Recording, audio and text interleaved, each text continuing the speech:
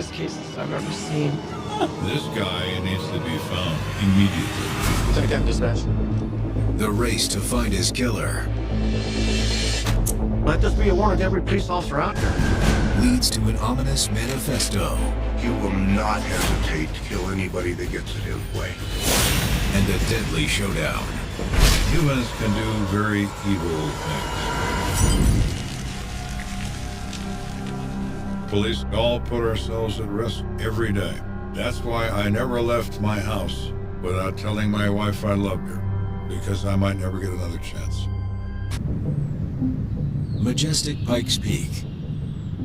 Nestled in its valley to the east is the city of Colorado Springs. Perched along its western slope is Teller County. It's a small county in comparison to the rest of the counties in Colorado. It's a very, very tight rural community primarily. There are a few of us that live up there year-round, and there's a whole bunch more that have vacation homes. On this crisp fall morning, Teller County Undersheriff Dick Geisen is headed into work when his radio crackles to life. This is dispatch to K-19. This is dispatch to K-19. Can you hear me? Geisen realizes the code name belongs to one of his deputies. K-19, please respond. Dispatch, this is Sheriff Geisen. What's going on? We're having trouble reaching K-19, Deputy Holloway. There was a fire scene, and there was some suspicion that it might be a suspicious fire. A deputy was stationed there to guard the scene overnight in the event that it was anything other than a normal fire. We haven't heard from him since 6 a.m. Normally, when we leave a deputy, they check in hourly, but he had not done so in the last hours. Copy that. I'm not that far away. I'll swing by and check on him. Over.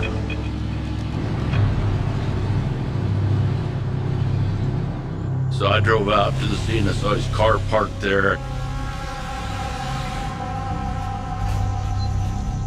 Found him situated in the seat, kind of leaned over. It could have been possible that he'd dozed off. Hey, Deputy. Holloway! He calls out, is sort of puzzled about why he's not responding. Brent! Brent! Once he gets to the car, he realizes why. No way you can prepare yourself to walk up on something like that. It was a grisly scene. I checked whether he was alive or not. And it's obvious that he wasn't.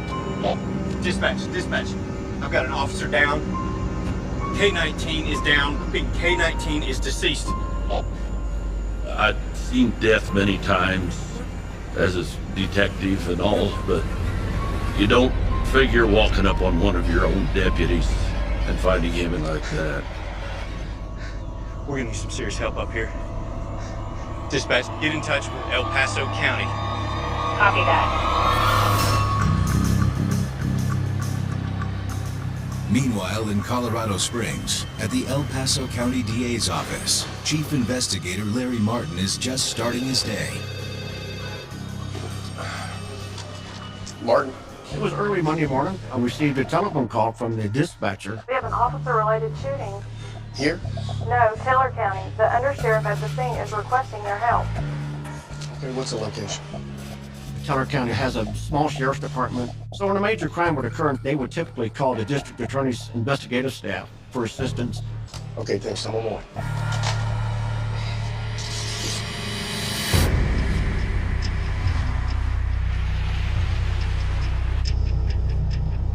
Martin is extremely experienced with enormously complicated cases, including officer-involved shootings. They couldn't have picked a better man.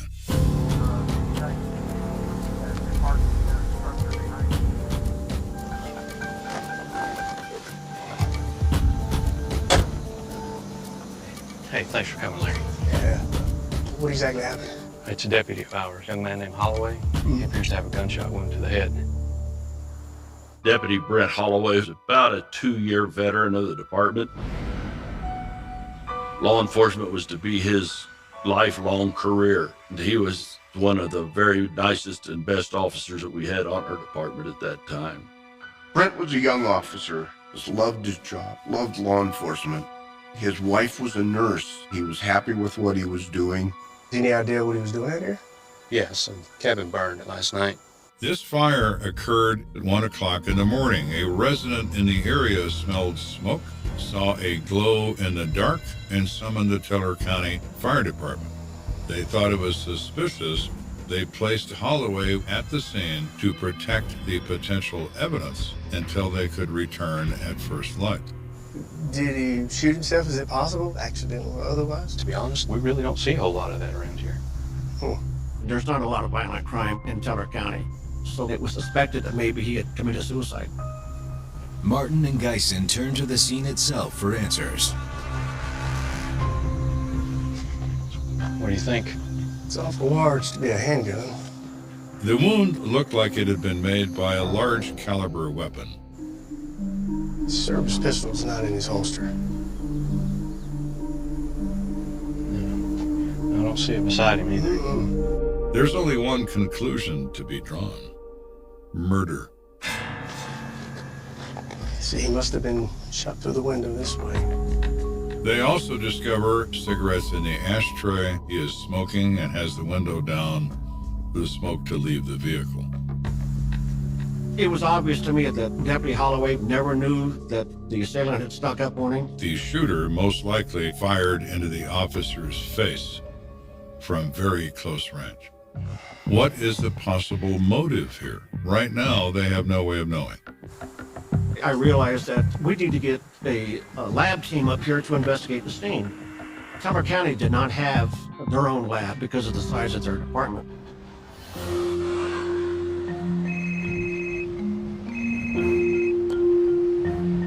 Hey, Larry. Larry and I have known each other for 40 years. For him to be calling me that early in the morning is extremely odd. What's going on? Is everything okay? Receiving the news of an officer killed in the line of duty is a punch in the stomach. It's startling. It's one of us. Maybe you can send some of your guys out here. That'd be great.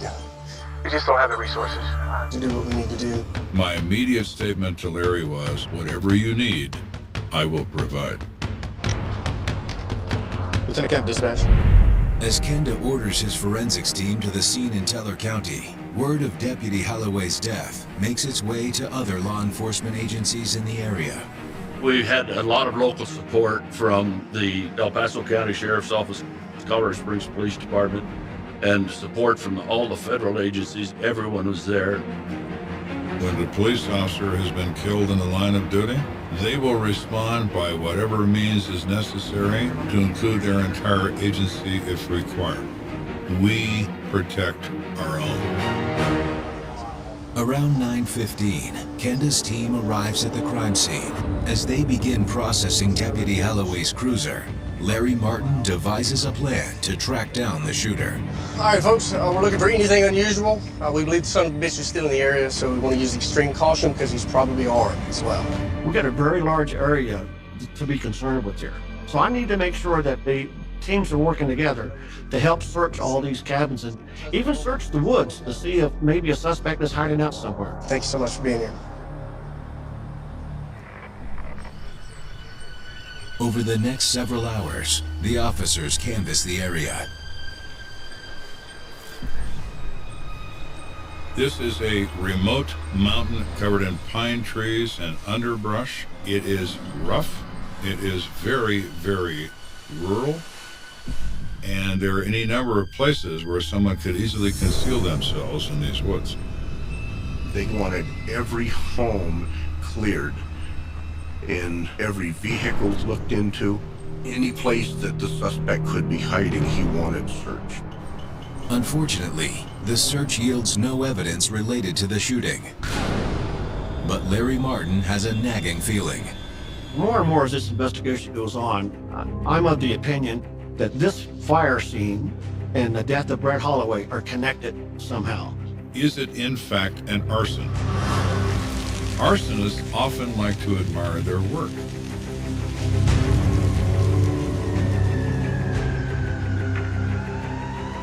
Perhaps he did return, and he was afraid that Deputy Holloway might have seen him. So I called my arson investigator, Lynn Chance. When I got there wasn't much to see. In the business, we call it a black hole. The top floor had completely burned and collapsed into the lower floor of the cabin. Based upon my preliminary scene investigation, we couldn't find anything that was obviously an accident. One of the major concerns of arson investigators is that the owner has ignited the property to recover the insurance value. Is this an insurance fraud case? Is it possible that the homeowners decide it's necessary to kill the officer to prevent the discovery of that? When the homeowner arrived on the scene, he was very angry. No! What's going on? This was our vacation home. We're sunk. So how long have you owned this place?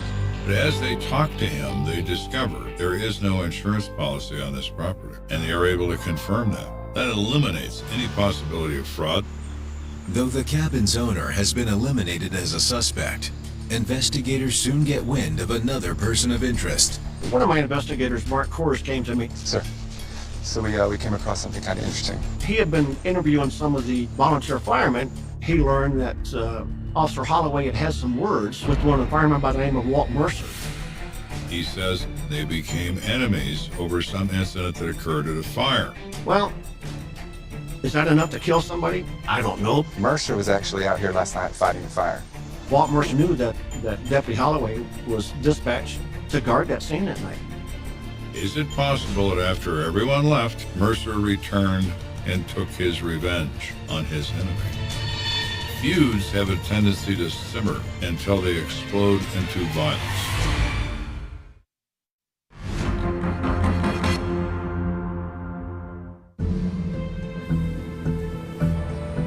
We are investigating the Teller County Sheriff's deputy shot to death while guarding the scene of an arson fire. Federal investigators have been digging for clues at this cabin in Teller County. It burned down early Monday morning. Martin is in charge of this investigation. He has finally determined there's a possibility of a suspect and a volunteer fireman named Walt Mercer. Mr. Mercer, thank you for coming in today to speak with us. Had him come in for an interview about the argument he had with Brett Holloway. Can you tell me exactly what the beef you had with Deputy Holloway was all about? Are you talking about the emergency thing? That was nothing. Walt Mercer told us that it had to do with calling a Flight for Life helicopter in on a call and whether that call should have been made or not. I mean, things got a little bit heated, but that's it. Mercer says they had gotten past that. It was just an argument that was eventually resolved. Our disagreement about the helicopter was a one-time thing. We got over it. We were just joking together last night. When I found out this morning that Brent was dead, I still can't believe it. Mercer reports that after the fire, he went home and went to bed and never returned to the scene. Walt Mercer was very cooperative, but you still want to verify what he's telling you now. How do we do that? Well, let's talk to Deputy Holloway's wife. She would know if he had any problems with Walt Mercer. But before Martin and Under Sheriff Geisen can interview Brent Holloway's wife, they have some gut-wrenching business to attend to. Death notifications are extremely difficult in any situation. They are somehow infinitely worse when it's a fallen comrade. Take it off. Kelly, Please tell me he's okay. Brent was shot last night and he didn't make it.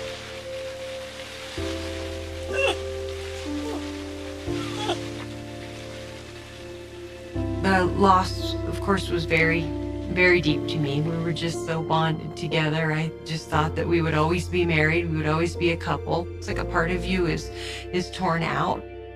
This was a tough case because we all knew Brent. The day before Brent was murdered, he had been in our office talking about the cruise that him and his wife were getting ready to go on. And he was really happy.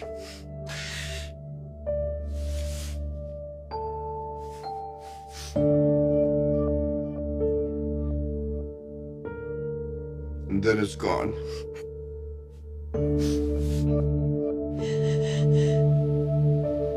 Kelly, I'm Larry Martin from the DA's office in El Paso County. We're here helping on this case because we really want to do what's right by your husband. They were very apologetic and said, I hate to do this to you, but we still have to ask questions of you. Can you think of anybody that would harm Brent? No. I mean, he got along with pretty much everyone. What about Walt Mercer? We heard they had a fight about something. No, Walt, no way. I mean, they had a few work disagreements once or twice, but they were very good friends. Walt Mercer was a great friend of ours. Him and his wife lived maybe 2 miles down the road from us. I know. He would never hurt my husband.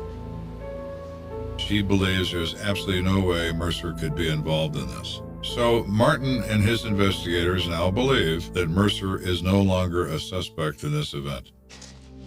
If you can think of anything, just give me a shout. That was one of the hardest times of my life.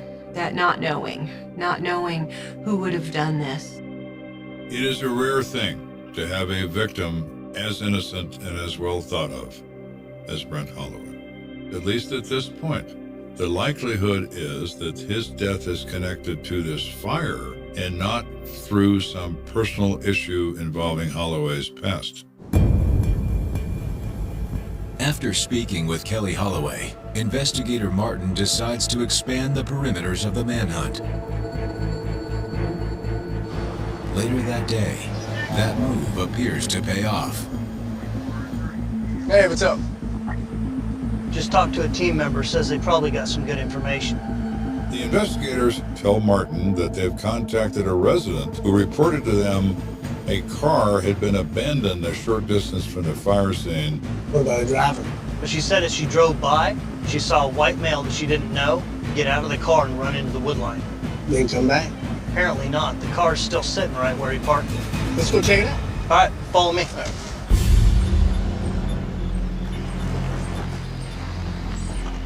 First thing I observed was that it's parked in a very strange area, but there's no houses nearby, no cabins nearby. It was totally out of place. You run the plates? Yes, sir, I did. The license plate comes back that it's registered to a Matthew Sherwood, who lives in Colorado Springs. Matter of fact, it did come back as being reported stolen. Really? Once we found out that this car had been reported stolen to the Colorado Springs Police Department, we reached out for assistance. Yeah, Larry. I've got an abandoned vehicle out here. It's registered to Matthew Sherwood in Colorado Springs. I was hoping you'd send one of the guys out there to investigate. Matthew Sherwood. Now this becomes a significant find. You have discovered a vehicle several hundred yards from an arson fire and a dead policeman. It's extremely likely that the person operating this vehicle is responsible for the fire and the murder as well. Absolutely, we'll get right on it. All right, perfect, thank you. This guy needs to be found immediately.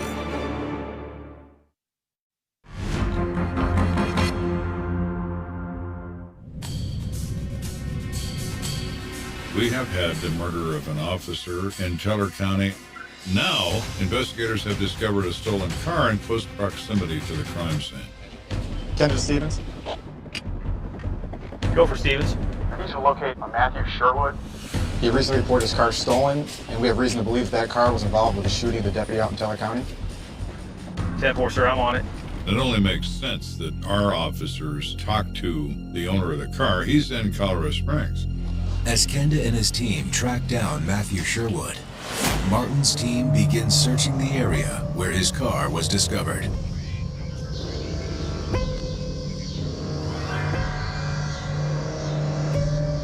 Hey, Wilson. Yeah, look at this. Better get Martin. Investigators reported back to me that, yes, they had found something very important. What you got? Check it out here. They find 3 different mason jars containing what seems to be gasoline with a cloth wick pushed through the lid of each container. Molotov cocktails. Basically, it's a homemade firebomb. At least we know what started the cabin fire. We're now fairly certain that the stolen car we have found was driven by the person who started the fire. Is it also possible they were the person that shot Deputy Holloway? My gut tells me yes, and I also believe that he's still in the area, on foot, and can be found. This guy's got to be out here somewhere. When you have a killer on the loose that has killed a police officer, he is probably the most dangerous predator that there is. He will not hesitate to kill anybody that gets in his way. So you don't leave any rock unturned.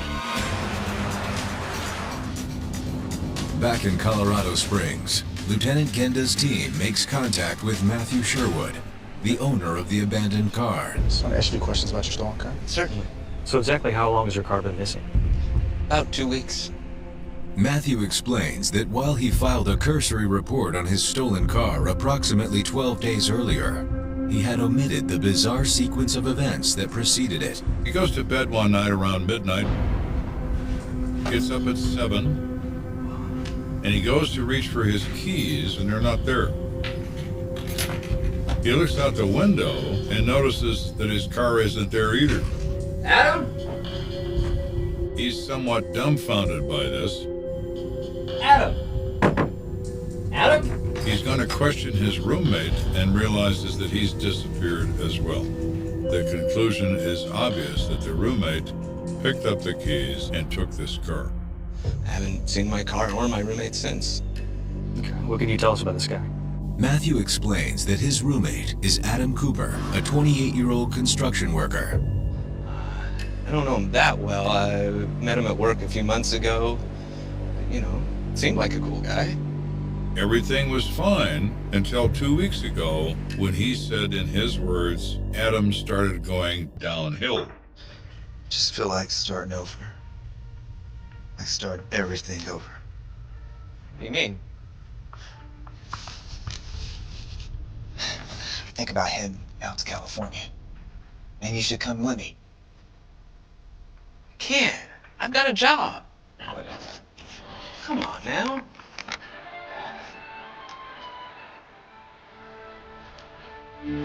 Can't believe you guys found my car in Teller County. Figured you'd take it all the way to California.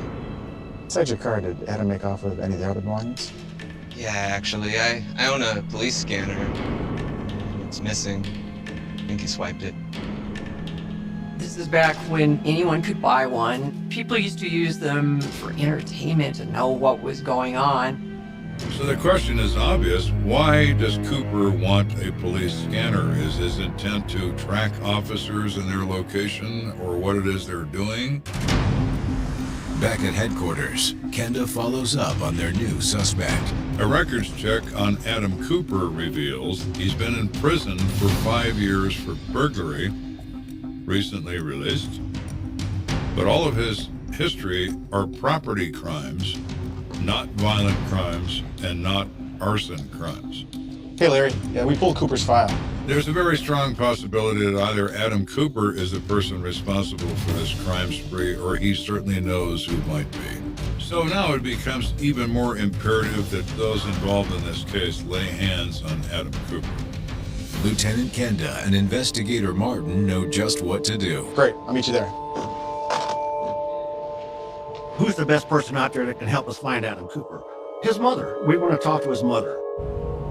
Thankfully for us, Adam Cooper's mother, Carly, lives in Colorado Springs. Have a seat. You'll have to forgive me, I haven't been feeling well lately. Adam's mother is 52. She's been diagnosed with cancer, had chronic health problems, including some mobility issues. We're here to talk to you about your son, Adam. Do you know where we can find him? No, I haven't seen Adam in a couple of weeks. What's this about? Well, we have reason to believe that Adam has been involved in the shooting of a police officer. Oh, She is almost emotionally overcome by the fact that her son could be involved in such a crime. guess I shouldn't be surprised, really. What do you mean? I haven't actually seen him, but I got a letter. Yes? It's just so upsetting. Oh, really? Well, we need to know exactly what's in that letter.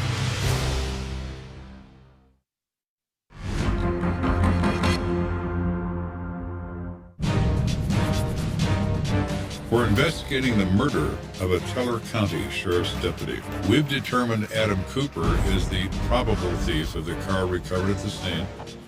We're in contact with his mother, and she reports receiving a letter from him that has some very disturbing content. Charlie indicated he was pretty upset, pretty depressed, was saying some things in the letter that scared her. He's usually a pretty happy kid.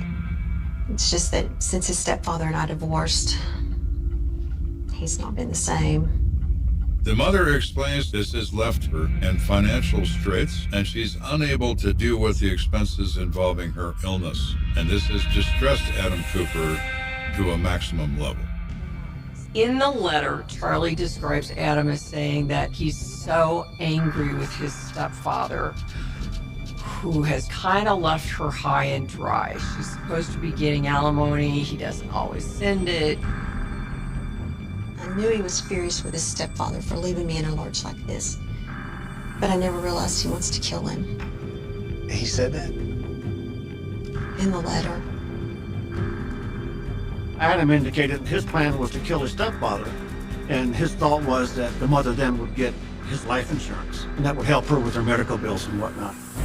However, Adam's plan to exact revenge on his stepfather had one insurmountable obstacle. But his stepfather works for a contractor on the island of Guam. Adam Cooper is a parolee. He cannot legally leave the country under his own identity. It's just all very weird. He feels like his sole purpose in life is to help me financially, get to his stepfather, get me his life insurance. And if he can't do that, then he doesn't have a purpose in life. You mean like suicide? At this point, I'm thinking Adam Cooper is the one involved in the murder of Deputy Holloway. Do you still have this letter? I do. It's over here. May we see it, please? It's in that binder. The content of this letter clearly demonstrates that Adam Cooper is becoming unhinged. But the letter still didn't explain to me why he would have killed Brett Holloway. And as the sun sets over Pikes Peak, Investigator Martin decides to call off the search until morning. You cannot search in the dark for an armed and dangerous individual unless you're suicidal. First light, we get all of our people together and distribute photographs of Adam Cooper. This here's a picture of him. I put teams together. I didn't want individuals searching for Adam Cooper on their own. I remember it like it was yesterday. Team 6 was my team. Let's go get the son of a bitch. As the teams carry out their search, Base to Martin. Martin receives word of an important development. Go for Martin. At that cabin, we weren't able to search. That homeowner's on her way. Did you meet her over there? On the way. On the first day of that search, they were unwilling to make forced entry into locked buildings. There was one particular cabin that they had not yet searched, and that owner finally has arrived at the scene. I saw it on the news. What's going on? Is my house okay? Yeah, I think so. We've just been looking around. We want to make sure that everything's okay. You mind we get inside? No, that's fine. Okay, Let's go. thank you.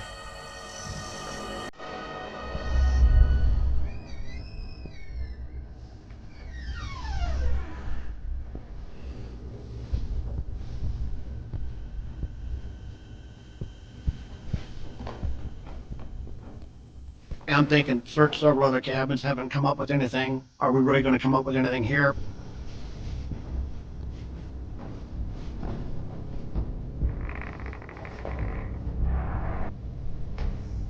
They're about to clear this, and Martin notices a look on the owner's face. What's up? Somebody's been here. We asked her how she knew that. She said, well, looks like someone's been eating food, and there's some clothes on the floor that do not belong to us. My husband and I haven't been here for almost a month. I think that... All of a sudden, we heard a noise on the second floor. Go, go! Martin immediately radios and they have a possible suspect contained. I want all the closest units over here right away. The first search team that arrives is led by Detective Rocco of the Woodland Park Police Department. I believe he's on the second floor. Remember, he's probably armed, okay? All right, let's go. These are trained officers, and they're going to handle this as an entry team. Weapons will be pointed. You guys ready? Yeah, ready. Fingers are near the trigger. Everyone is on alert.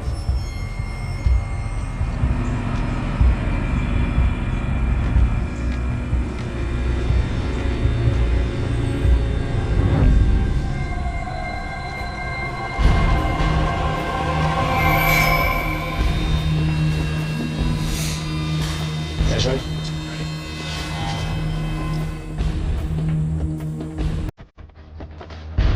When I looked up the stairway, it was probably less than 3 feet wide, and I thought, wow, that's a dangerous situation right there for a police officer. Your only retreat is up or down. There's no place else to go.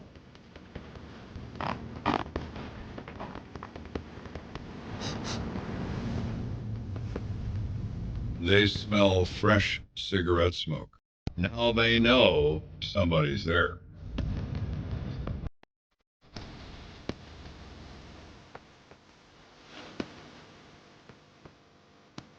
There's 2 doors at the top of the stairs.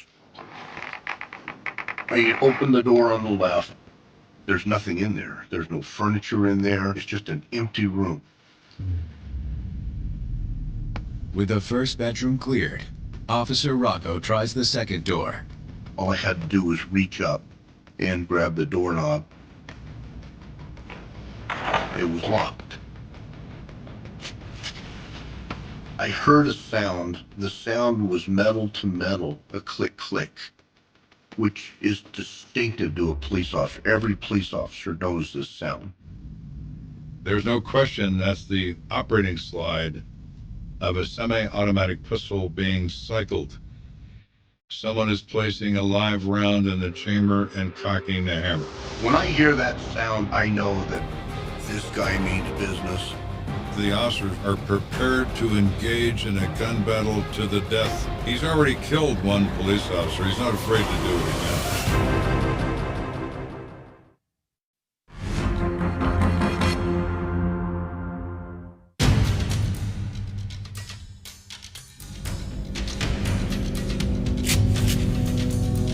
Those officers now know that they are in a life and death circumstance, and they're prepared to cut this suspect down. Police department, open up, show me your hands. I told him he was surrounded and he wasn't going to leave that room unless he surrendered. I'm standing on the front porch. I hear this going on. And then I hear a gunshot. Immediately react. Oh my God, are my guys being shot at, or my guys doing the shooting?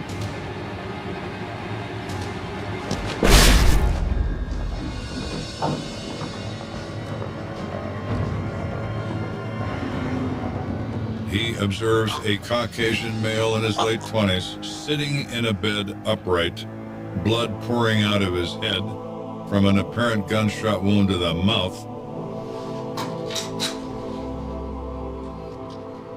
Let's call him an ambulance. Sir, 47.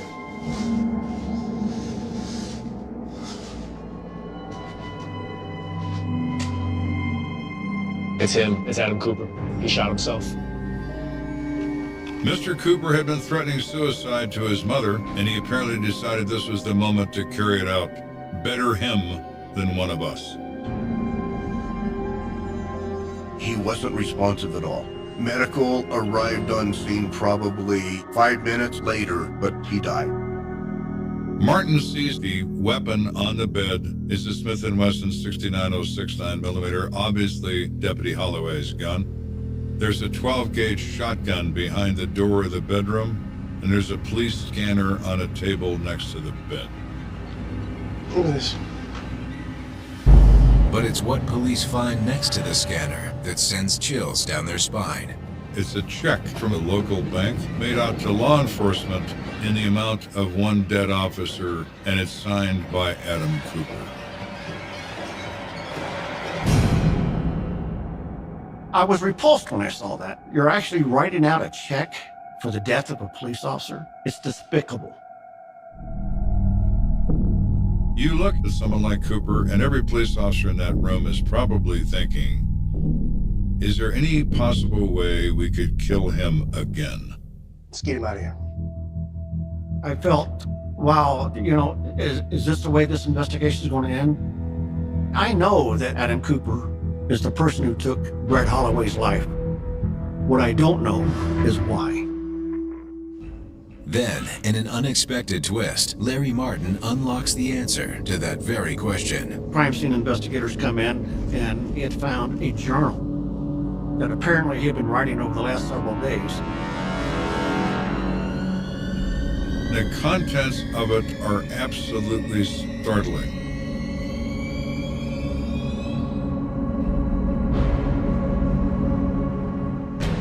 According to Adam Cooper's journal, he broke into the cabin 4 days ago. He's contemplating suicide. At one point, he has the shotgun, which was stolen in a burglary sometime before that.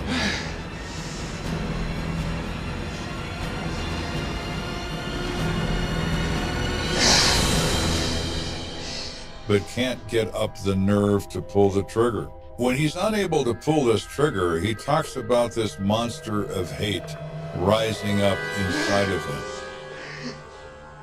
He's decided to redirect this monster of hate toward the judicial system. He blames the system for not forcing his stepfather to pay his mother the required alimony amounts. His solution to this whole thing was kill cops, kill as many as I can kill. And that's what his plan was. He decides to make Molotov cocktail bombs and start an arson fire in a building.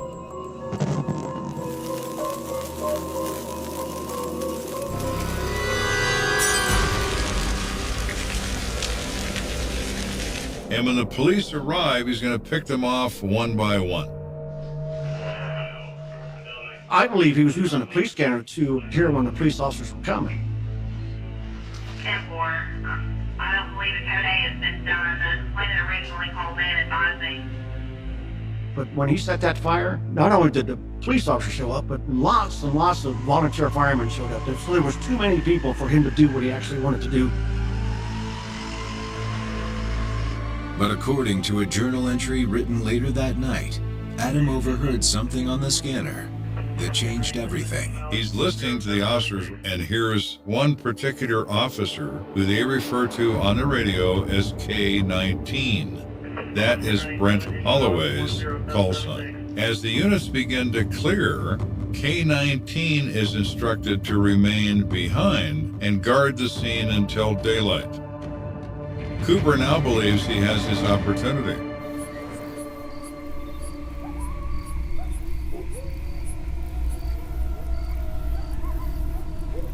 Brett was sitting there.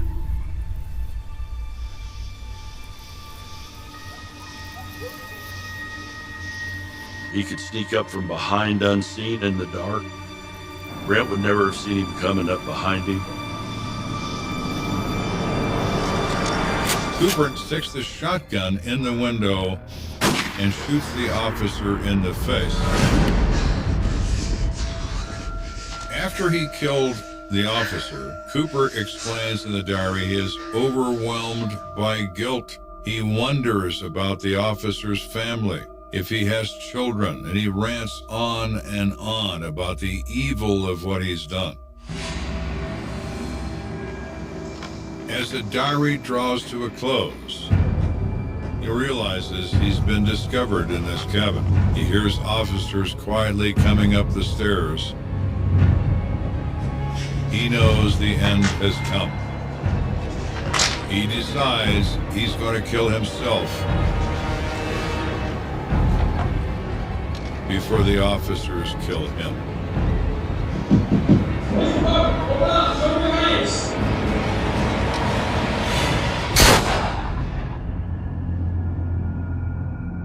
I was angry, very angry when I heard that he'd killed himself. And I could never forgive him for that. He should have stood trial.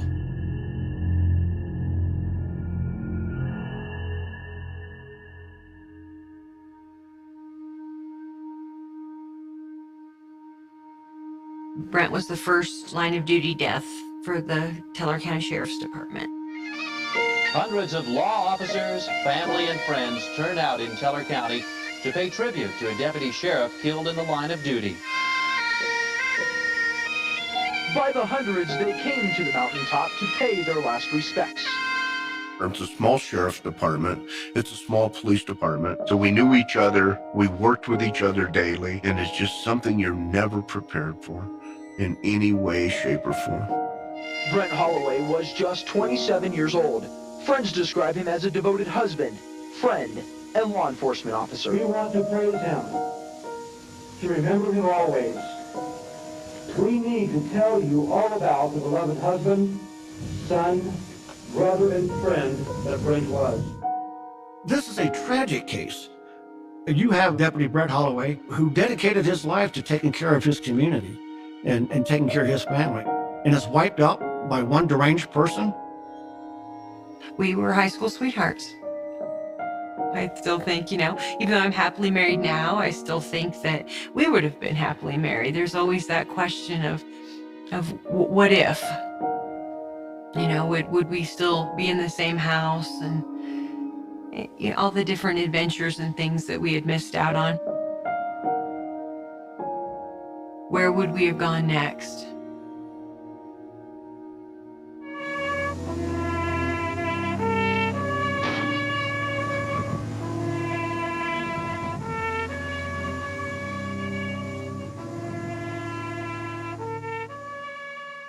Deputy Holloway was the salt of the earth, the very person to be loved and admired in this country.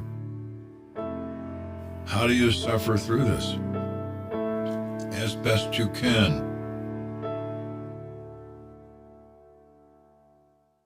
The night was silent in rural Ohio, broken only by the distant hum of crickets and the occasional rustle of leaves. It should have been just another ordinary evening, but in the shadows of Cedar Ridge, a storm was gathering that would linger in memory for decades. In the small, tightly knit community, everyone knew everyone else, and secrets, supposedly, had nowhere to hide. But the truth, as it turned out, had found a way to bury itself deep, beneath years of denial, whispers, and half-forgotten fears. December 12th, 1999, a night that began like any other, marked the disappearance of 12-year-old Emily Harper. She had gone out to retrieve the newspaper, a routine she had followed for years, and she never returned. Her mother, waiting by the window with a cup of coffee, thought she was just lingering outside longer than usual. When the minutes stretched into hours, panic crept in. The search was immediate, frantic, neighbors joining in, flashlights piercing the cold, foggy night. Snow had started to fall, turning the world into a blur of white and shadows, muffling the sounds and masking footprints. And yet, there were tracks half buried in the early frost, leading to a narrow path that twisted behind the old mill. Authorities arrived swiftly, but the trail went cold almost instantly, vanishing into the woods like a ghost refusing to be found. Emily's disappearance shook Cedar Ridge to its core. It was a community that prided itself on safety, on knowing the rhythm of every family, every child's routine. The police interviewed neighbors, teachers, even strangers passing through, but no one had seen anything suspicious. The local news picked up the story, a small segment about a lost child, a missing girl with big brown eyes and a laugh that lit up a room. Her bedroom remained untouched, toys scattered, diary open on her desk, each page a silent witness to the life that had abruptly stopped. Her family's agony became the story's heartbeat, every interview a raw, trembling testament to fear and hope intertwined. As days turned into weeks, leads dried up. Witness reports conflicted. A man in a pickup claimed to have seen a child matching Emily's description, but when pressed for details, his story unraveled. A mysterious van was noted around town, old and nondescript, but no one could trace its owner. The first month ended with nothing but lingering questions and an ever-growing sense of dread. Investigators dug into Emily's life, but she had no enemies, no secrets that anyone could discern. Friends described her as bright, kind, cautious, a child who knew the world's dangers but had no reason to be afraid at home. Yet, the disappearance suggested intent, a deliberate act, and the randomness terrified the town more than anything. Weeks turned into months, months into a year, and the case grew cold. Files accumulated dust on the shelves of the Ohio State Police, photos yellowed, notes became faded memories of frantic interviews. The community tried to move on, but Cedar Ridge was haunted. Parents clutched their children tighter, checking closets, doors, and windows, every creak and whisper a potential threat.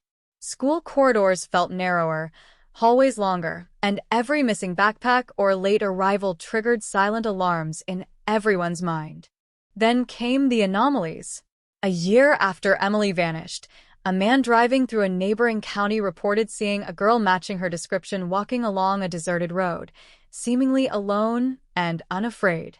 When the police checked, the timeline did not match any known sightings, and no explanation could be drawn.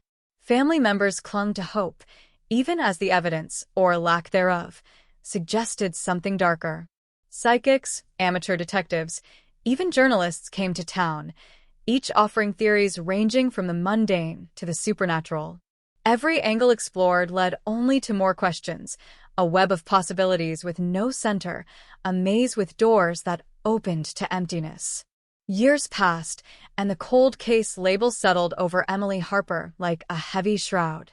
Technology was advancing, yet for all the DNA testing, fingerprint analysis, and forensic breakthroughs, nothing new emerged.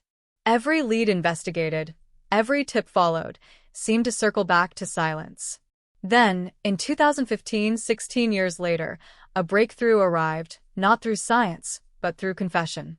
A man, once a neighbor, someone who had always seemed part of the ordinary backdrop of Cedar Ridge, stepped forward.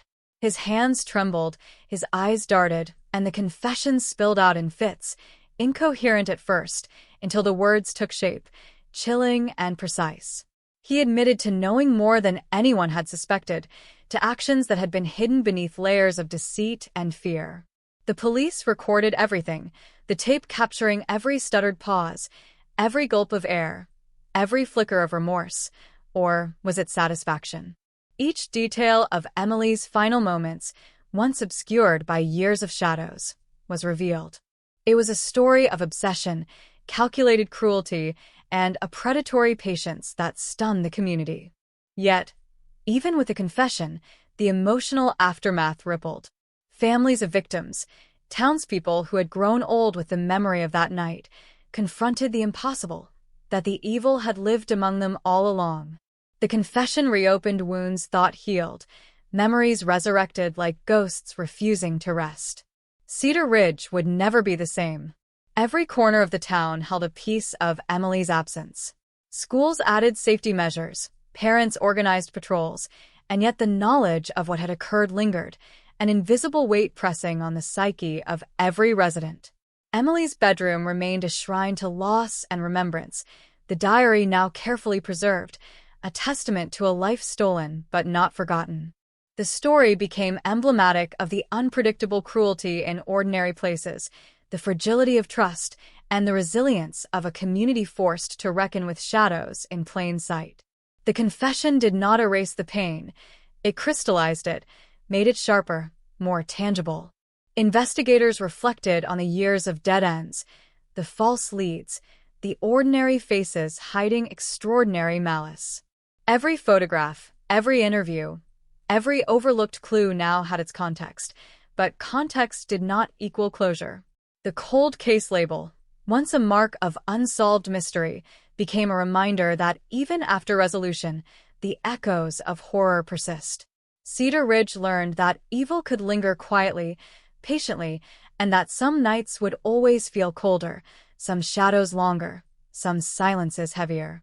And so, the Ohio 1999 cold case, cracked at last by confession, remains more than a solved crime. It is a testament to the endurance of grief, the fragility of innocence, and the haunting power of secrets kept too long. The snow still falls in December. The crickets still hum at night, but for the people of Cedar Ridge, Each sound carries the memory of a girl who vanished into shadow and the chilling knowledge that some truths, once revealed, cannot be unseen. The confession did not come as a sudden revelation. It arrived in fragments, each piece sharper than the last, cutting into the town's collective psyche like a blade worn smooth by years of patience.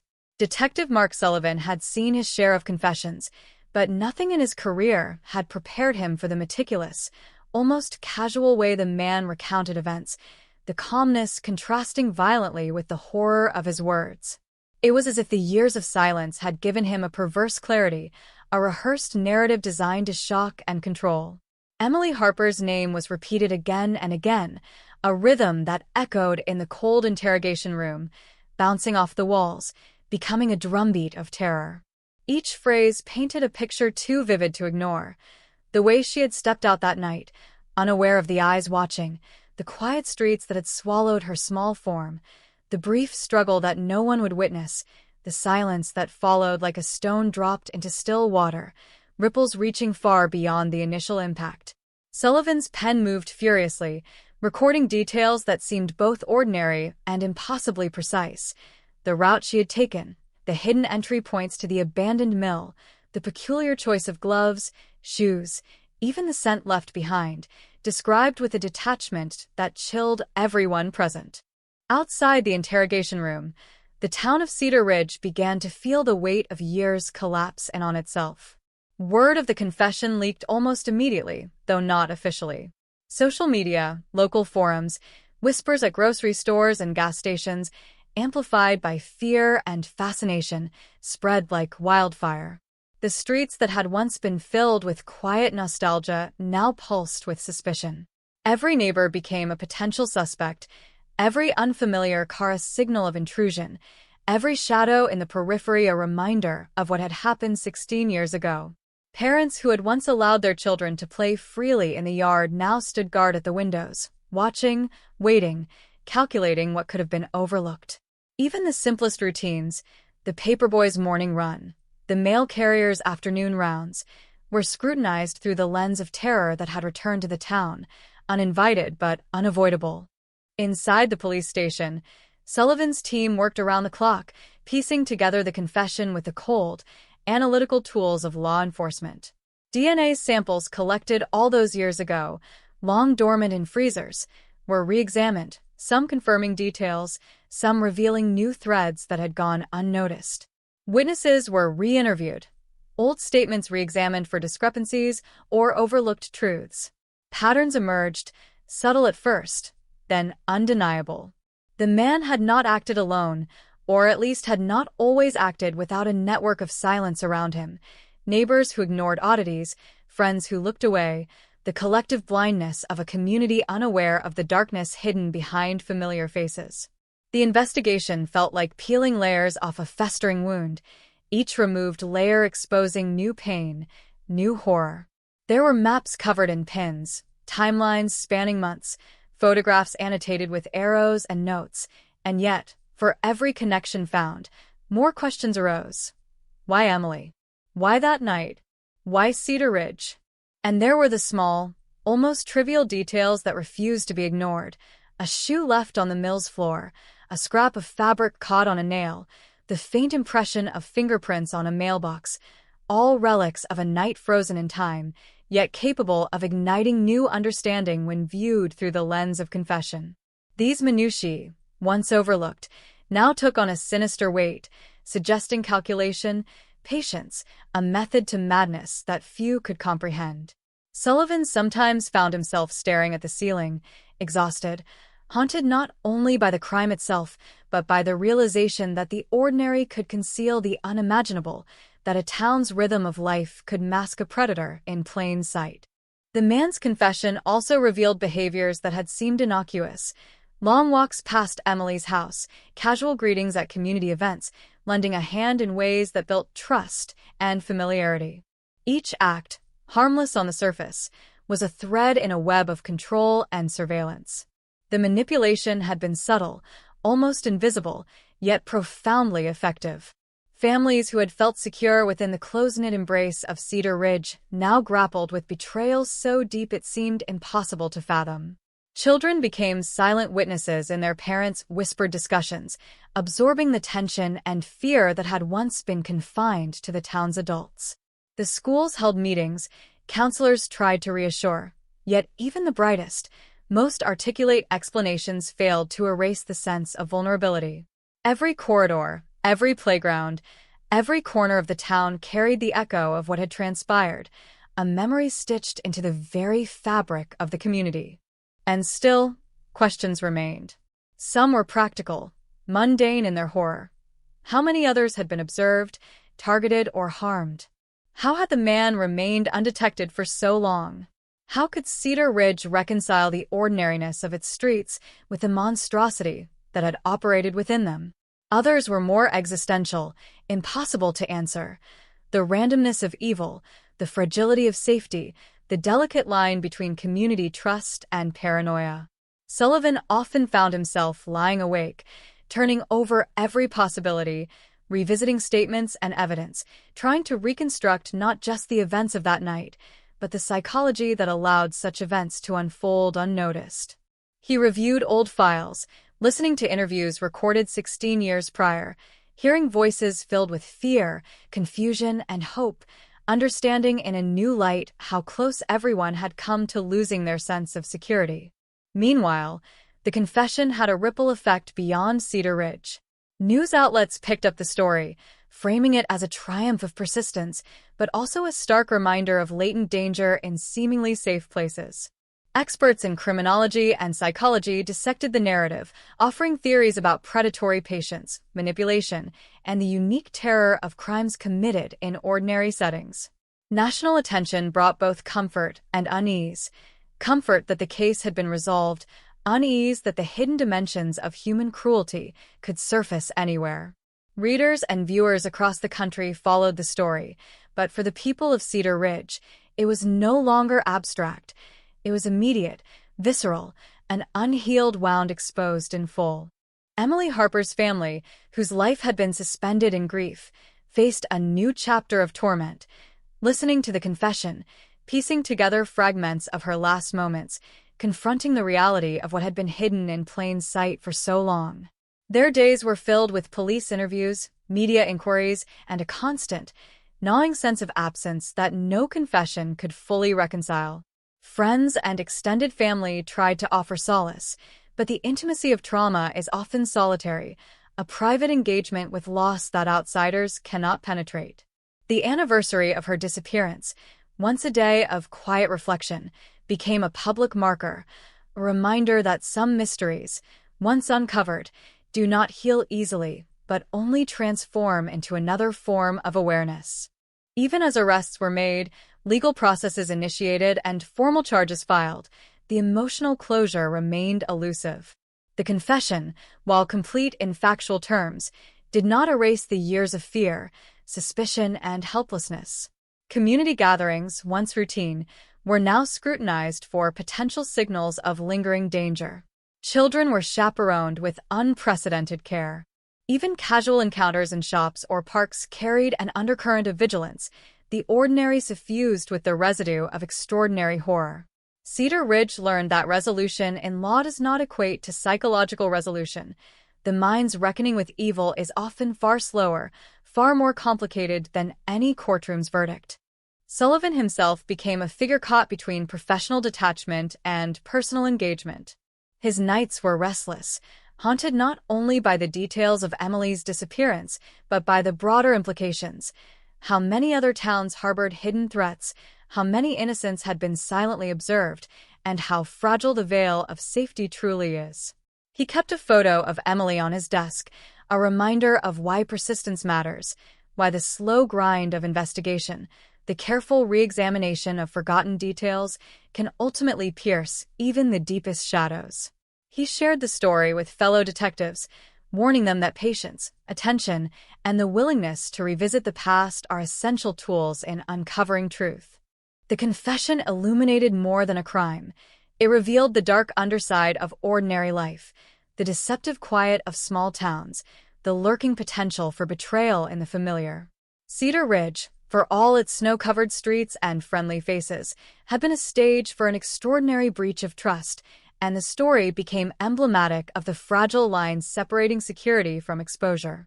Residents grappled with grief, fear, and anger, each emotion interwoven with the knowledge that awareness came only after catastrophe.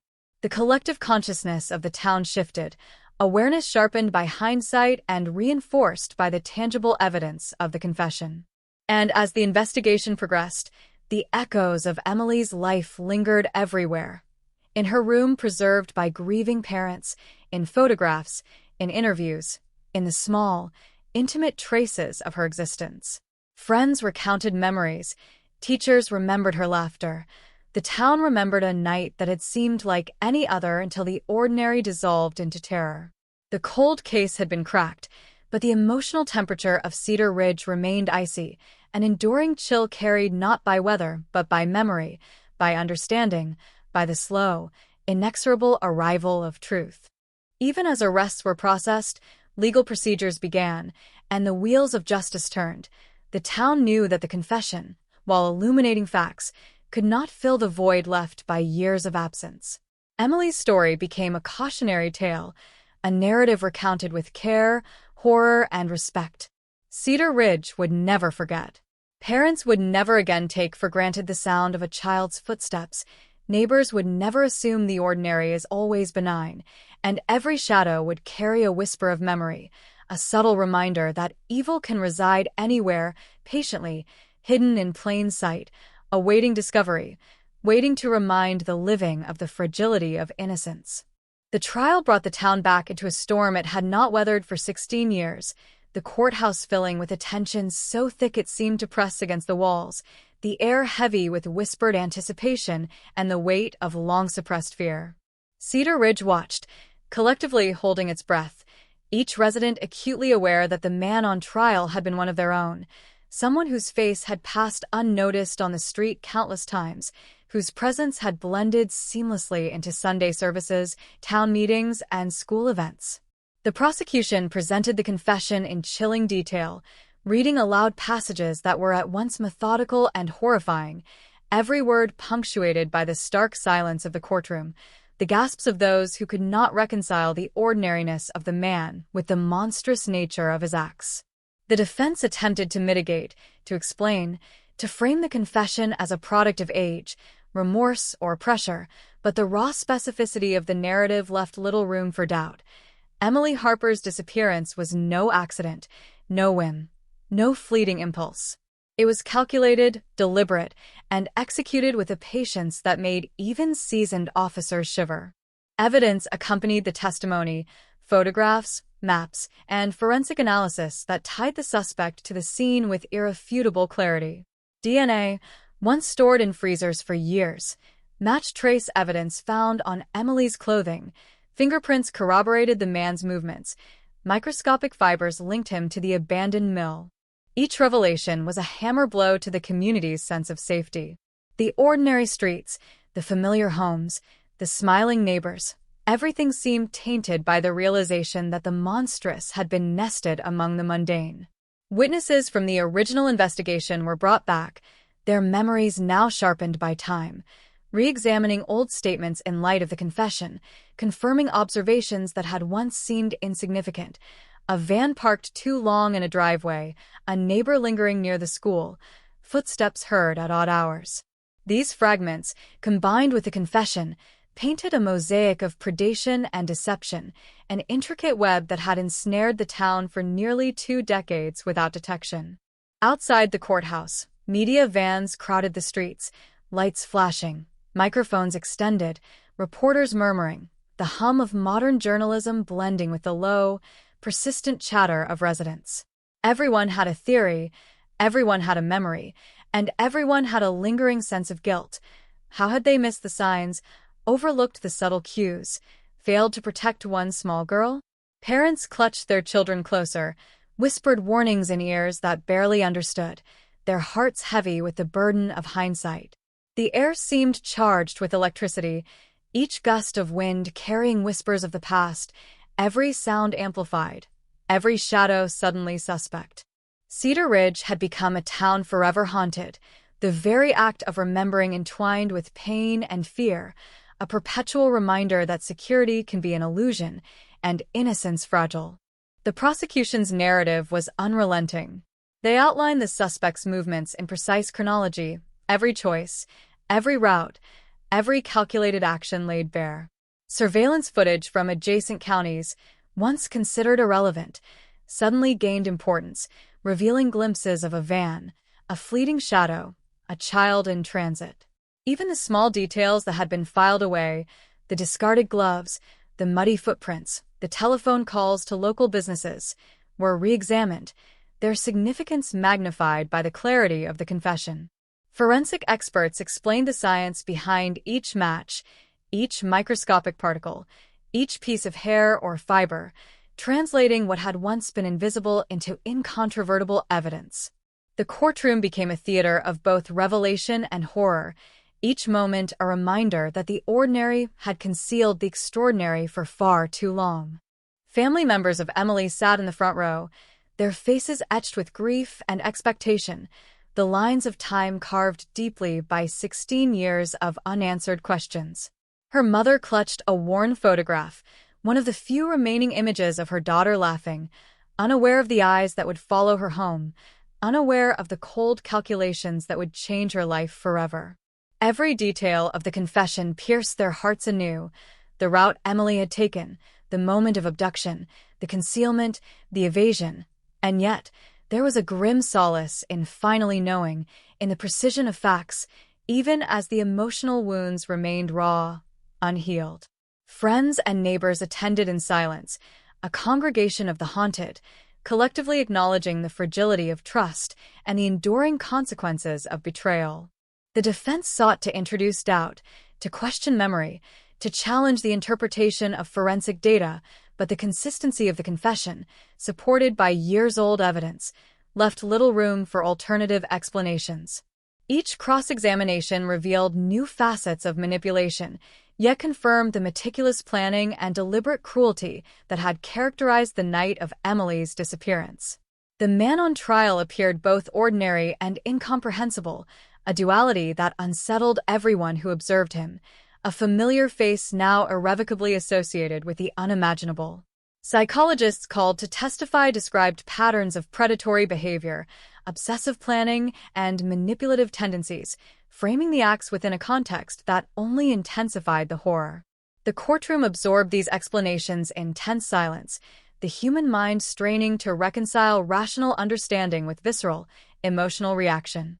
As the trial progressed, the town outside remained tense, each day punctuated by waves of anxiety and speculation.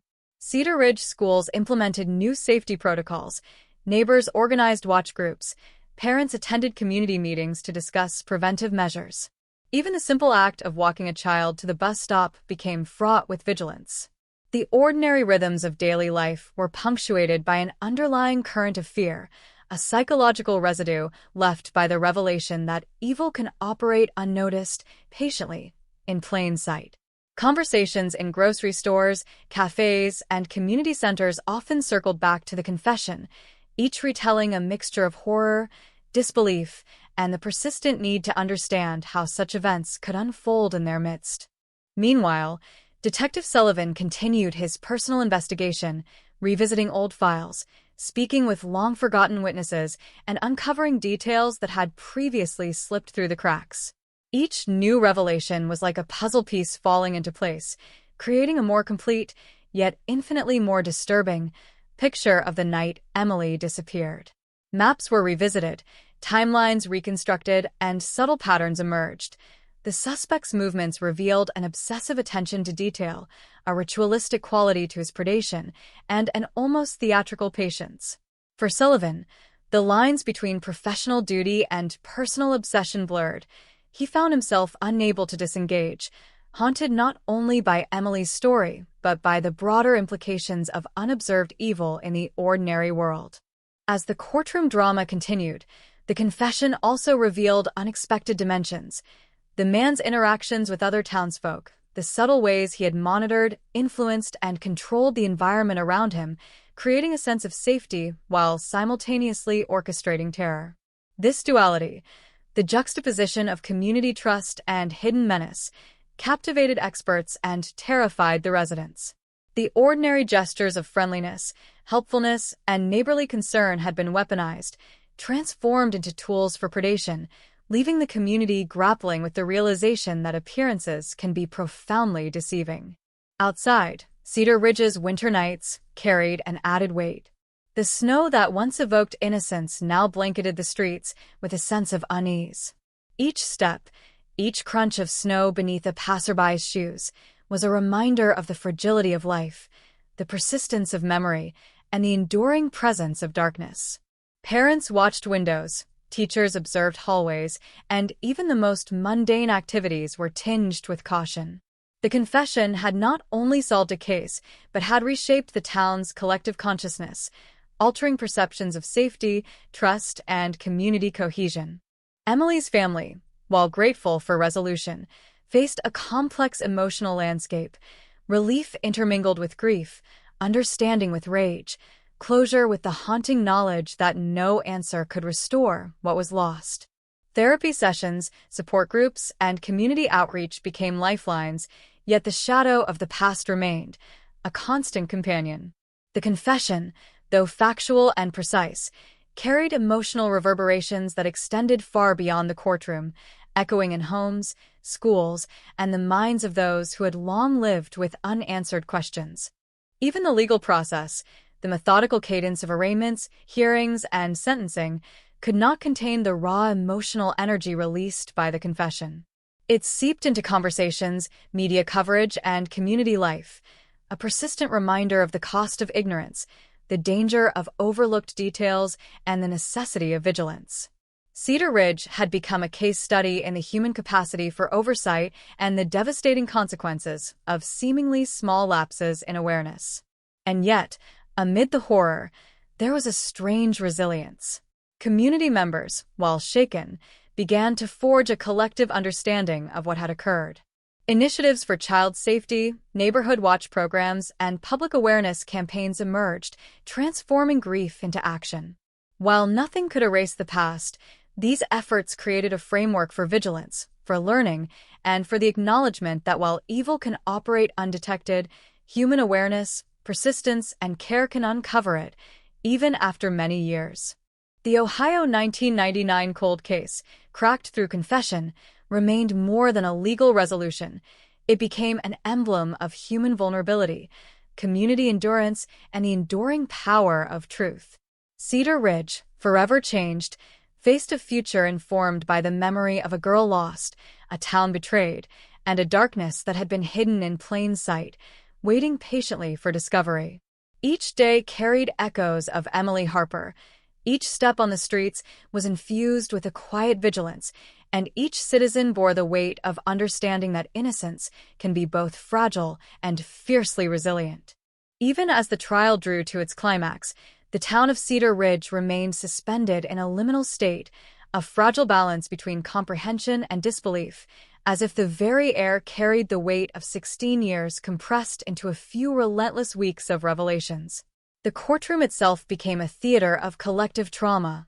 Every word of the confession, every meticulous description of movements, every calculated act replayed in the minds of those who had once walked the streets unaware, now etched with fear and memory. Detective Sullivan sat quietly, pen in hand, recording observations while mentally retracing the long-forgotten paths of the suspect. He remembered the countless hours spent examining files, revisiting witness statements, reanalyzing physical evidence that had languished in drawers for decades, each step a delicate dance between patience and obsession. The confessions revealed not only the sequence of Emily Harper's disappearance, but also a pattern of surveillance, calculation, and psychological manipulation that had allowed a predator to operate with impunity for years. The prosecution called in experts on behavioral analysis, each witness layering understanding over horror. They described the meticulous planning, the obsessive attention to detail, the cold calculation that distinguished this crime from impulsive acts of violence. The suspect's dual existence, one as an ordinary member of the community, the other as an orchestrator of terror, was dissected with precision. Jurors listened with a mix of fascination and dread, the tension in the room almost tangible, each pause in testimony stretching into heavy silence. Outside, Cedar Ridge citizens followed every development, hanging on updates from local news and social media, their collective consciousness acutely attuned to each revelation. The town's rhythm, once predictable, had been irrevocably altered. Every casual glance, every friendly encounter now carried the possibility of hidden intent. Details emerged that had never been connected before. The suspect's frequent visits to the abandoned mill, once dismissed as idle curiosity, phone records indicating a pattern of surveillance, small gifts left in Emily's yard, seemingly innocent, yet part of a broader scheme of familiarity and control. Each revelation made the community shiver, the ordinary transformed into sinister, the familiar into threatening. Families revisited their own memories, wondering if they had missed subtle warnings, if their own routines had been observed in ways that were previously unimaginable. The ordinary, the comfortable, the known, everything was now under scrutiny.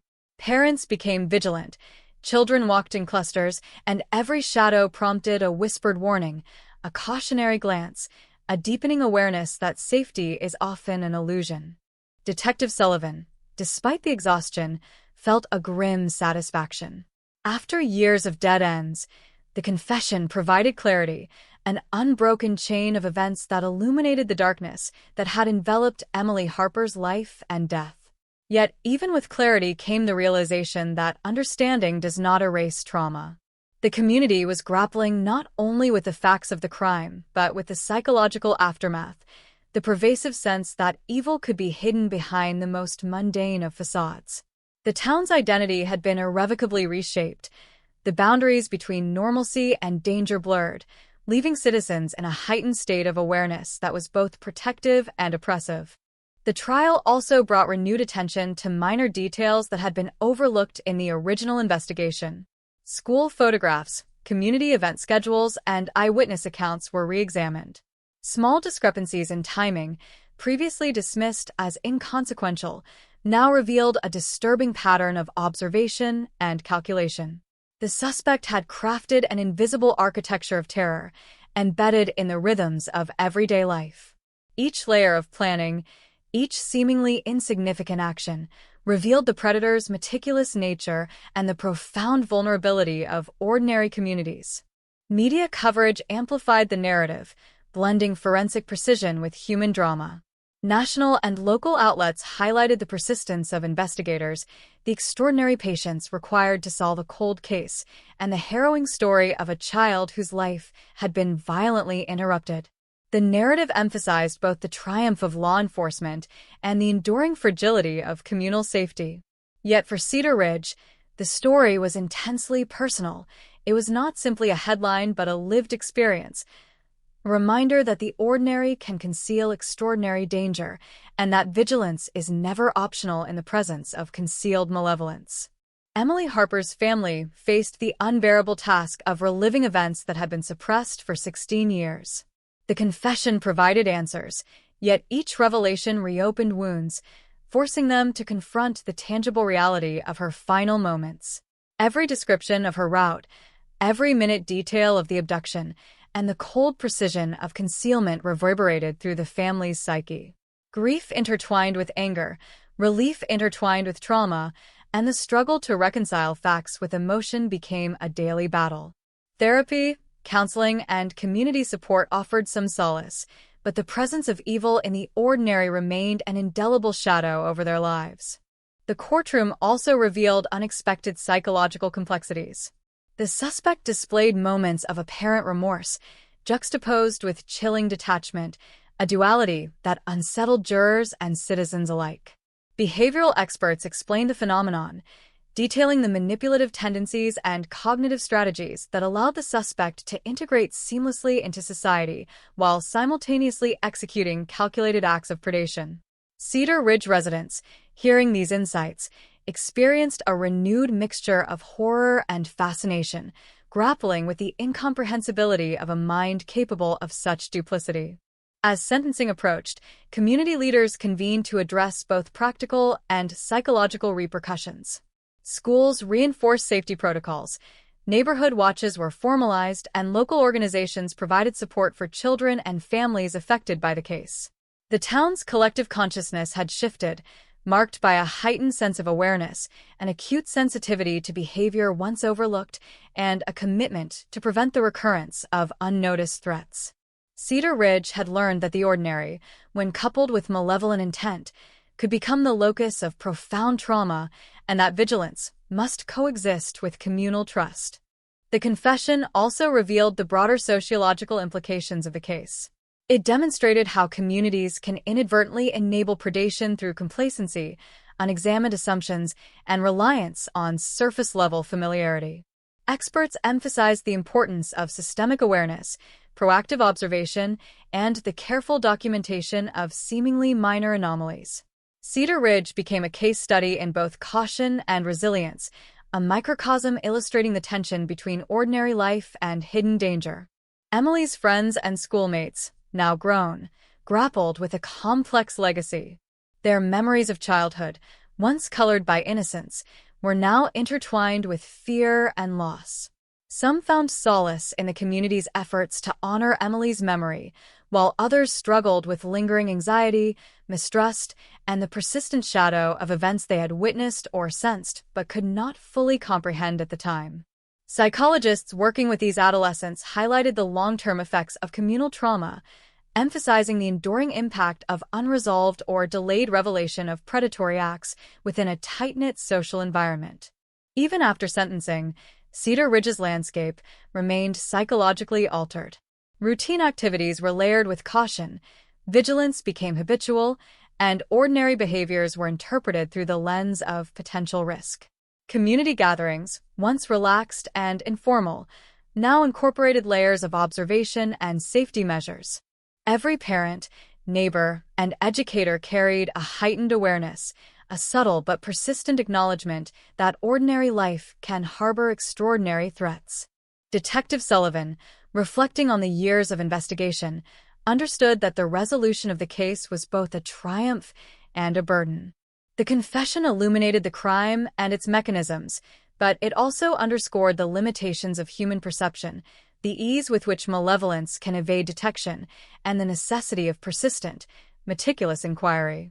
The lessons of Cedar Ridge, while painful, offered a blueprint for vigilance, emphasizing the intersection of community engagement, professional diligence, and psychological insight in addressing and preventing predatory behavior.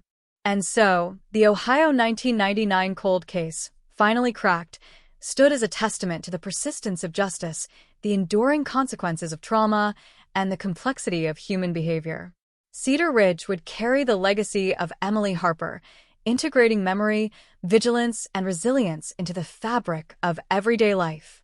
Each resident's awareness had been sharpened, each family's understanding deepened, and the town's identity had been forever transformed. The confession brought clarity, but the emotional resonance persisted, echoing in homes, schools, and streets long after the courtroom emptied and the legal process moved toward closure. The shadows of the past lingered, and while law and forensic science had delivered answers, the psychological landscape of Cedar Ridge remained forever changed. Every sound, every movement, every ordinary day carried the memory of a night 16 years prior, a haunting reminder that evil can hide within the familiar and that understanding, even when achieved, cannot erase the experience of loss. Emily Harper's story, from disappearance to confession, became inseparable from the town itself, a narrative of trauma, revelation, and the complex interplay of ordinary life and concealed malevolence. Even as the courtroom emptied and the formalities of sentencing approached, Cedar Ridge remained suspended in a haze of recollection and fear, a town caught between closure and the persistent shadow of trauma. The confession had solved the mystery, yet its reverberations were far from over. The psychological imprint of the crime stretched beyond the walls of the courthouse, seeping into streets, homes, classrooms, and workplaces. Parents walked their children to school with vigilance bordering on paranoia, Neighbors exchanged wary glances over fences, and even the quietest corners of the town were now viewed with suspicion. The ordinary routines of daily life, once taken for granted, became exercises in calculated awareness, each interaction a potential clue, each unfamiliar sound a trigger of memory. The streets of Cedar Ridge, blanketed in winter snow, seemed simultaneously familiar and menacing, ordinary homes glowing softly against the night while shadows pooled in corners, reminding everyone that terror had once existed among them, unnoticed and patient. Detective Sullivan, whose own life had been entwined with this case for decades, revisited the abandoned mill, retracing the steps described in the confession. The building, once a forgotten relic of the town's industrial past, now stood as a symbol of hidden malice, its empty windows reflecting not sunlight, but the weight of memory. Every plank of wood, every corner, every creaking floorboard seemed to whisper fragments of a story long concealed. He noted the points of entry and exit, the concealment of evidence, the subtle signs that had been missed in 1999, understanding with renewed clarity how the suspect had manipulated space and perception to avoid detection. The forensic experts had corroborated these details, confirming the confession with hard evidence, yet the emotional gravity of walking the same ground filled Sullivan with a profound sense of both accomplishment and unease. Cedar Ridge's residents struggled to process the emotional fallout. The confession had clarified what happened, but it also forced the town to confront the chilling reality that normalcy can mask malevolence. Community meetings proliferated, school boards introduced comprehensive safety plans, and neighborhood watches became more vigilant than ever. Every citizen, even those who had long considered themselves immune to the shadows of danger, became part of a collective awareness, a network of observation and protection forged from the trauma of years lost. The ordinary rhythms of life, morning coffee, afternoon errands, evening strolls, were now framed by vigilance, each act a reminder that evil can reside quietly within the familiar. The legal proceedings, while procedurally routine, carried an emotional weight that the town could not ignore. Each day of testimony reawakened memories, reshaped perceptions, and reinforced the lingering sense of betrayal.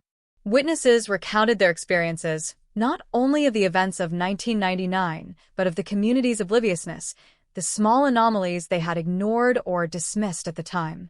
These accounts, amplified by the confession, illustrated the subtle ways in which a predator can operate undetected, weaving their influence into the fabric of daily life. The psychological ramifications of this realization rippled through Cedar Ridge, leaving citizens both cautious and hyper-aware, a community forever altered by the duality of ordinary life and hidden danger. Emily Harper's family bore the brunt of emotional impact. The confession offered details that, while factual, were emotionally excruciating.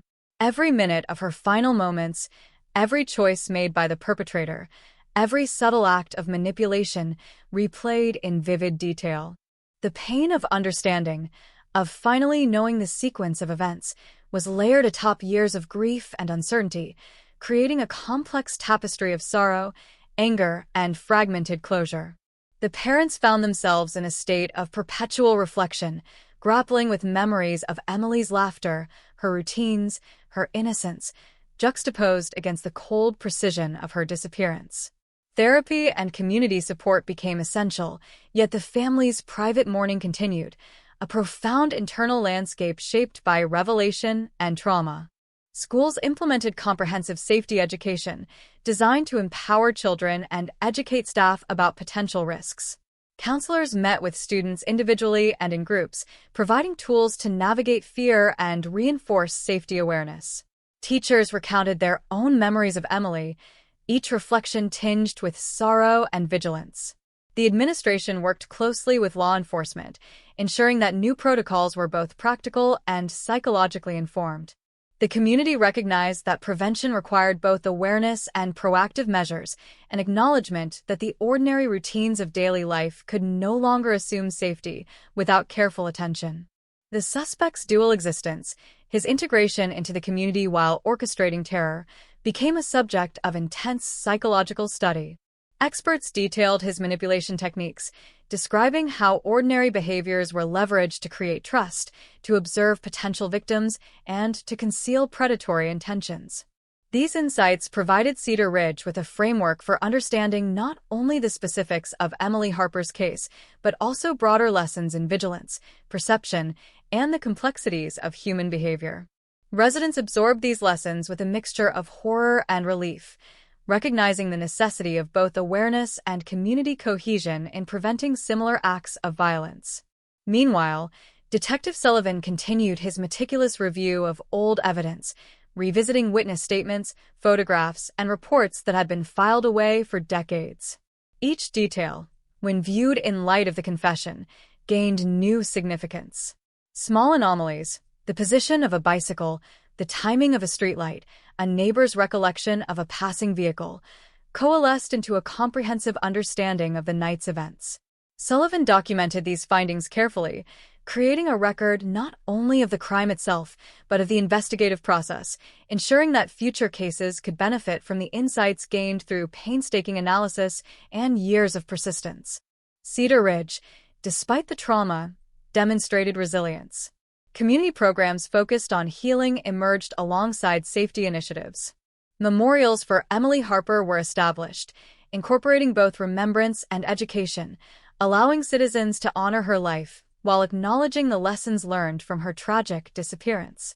These efforts created a sense of agency, transforming collective grief into purposeful action. Residents, while forever altered by the events of 1999 and the revelations of 2015, found ways to reclaim a measure of normalcy through vigilance, education, and communal engagement. The confession's broader impact extended beyond Cedar Ridge.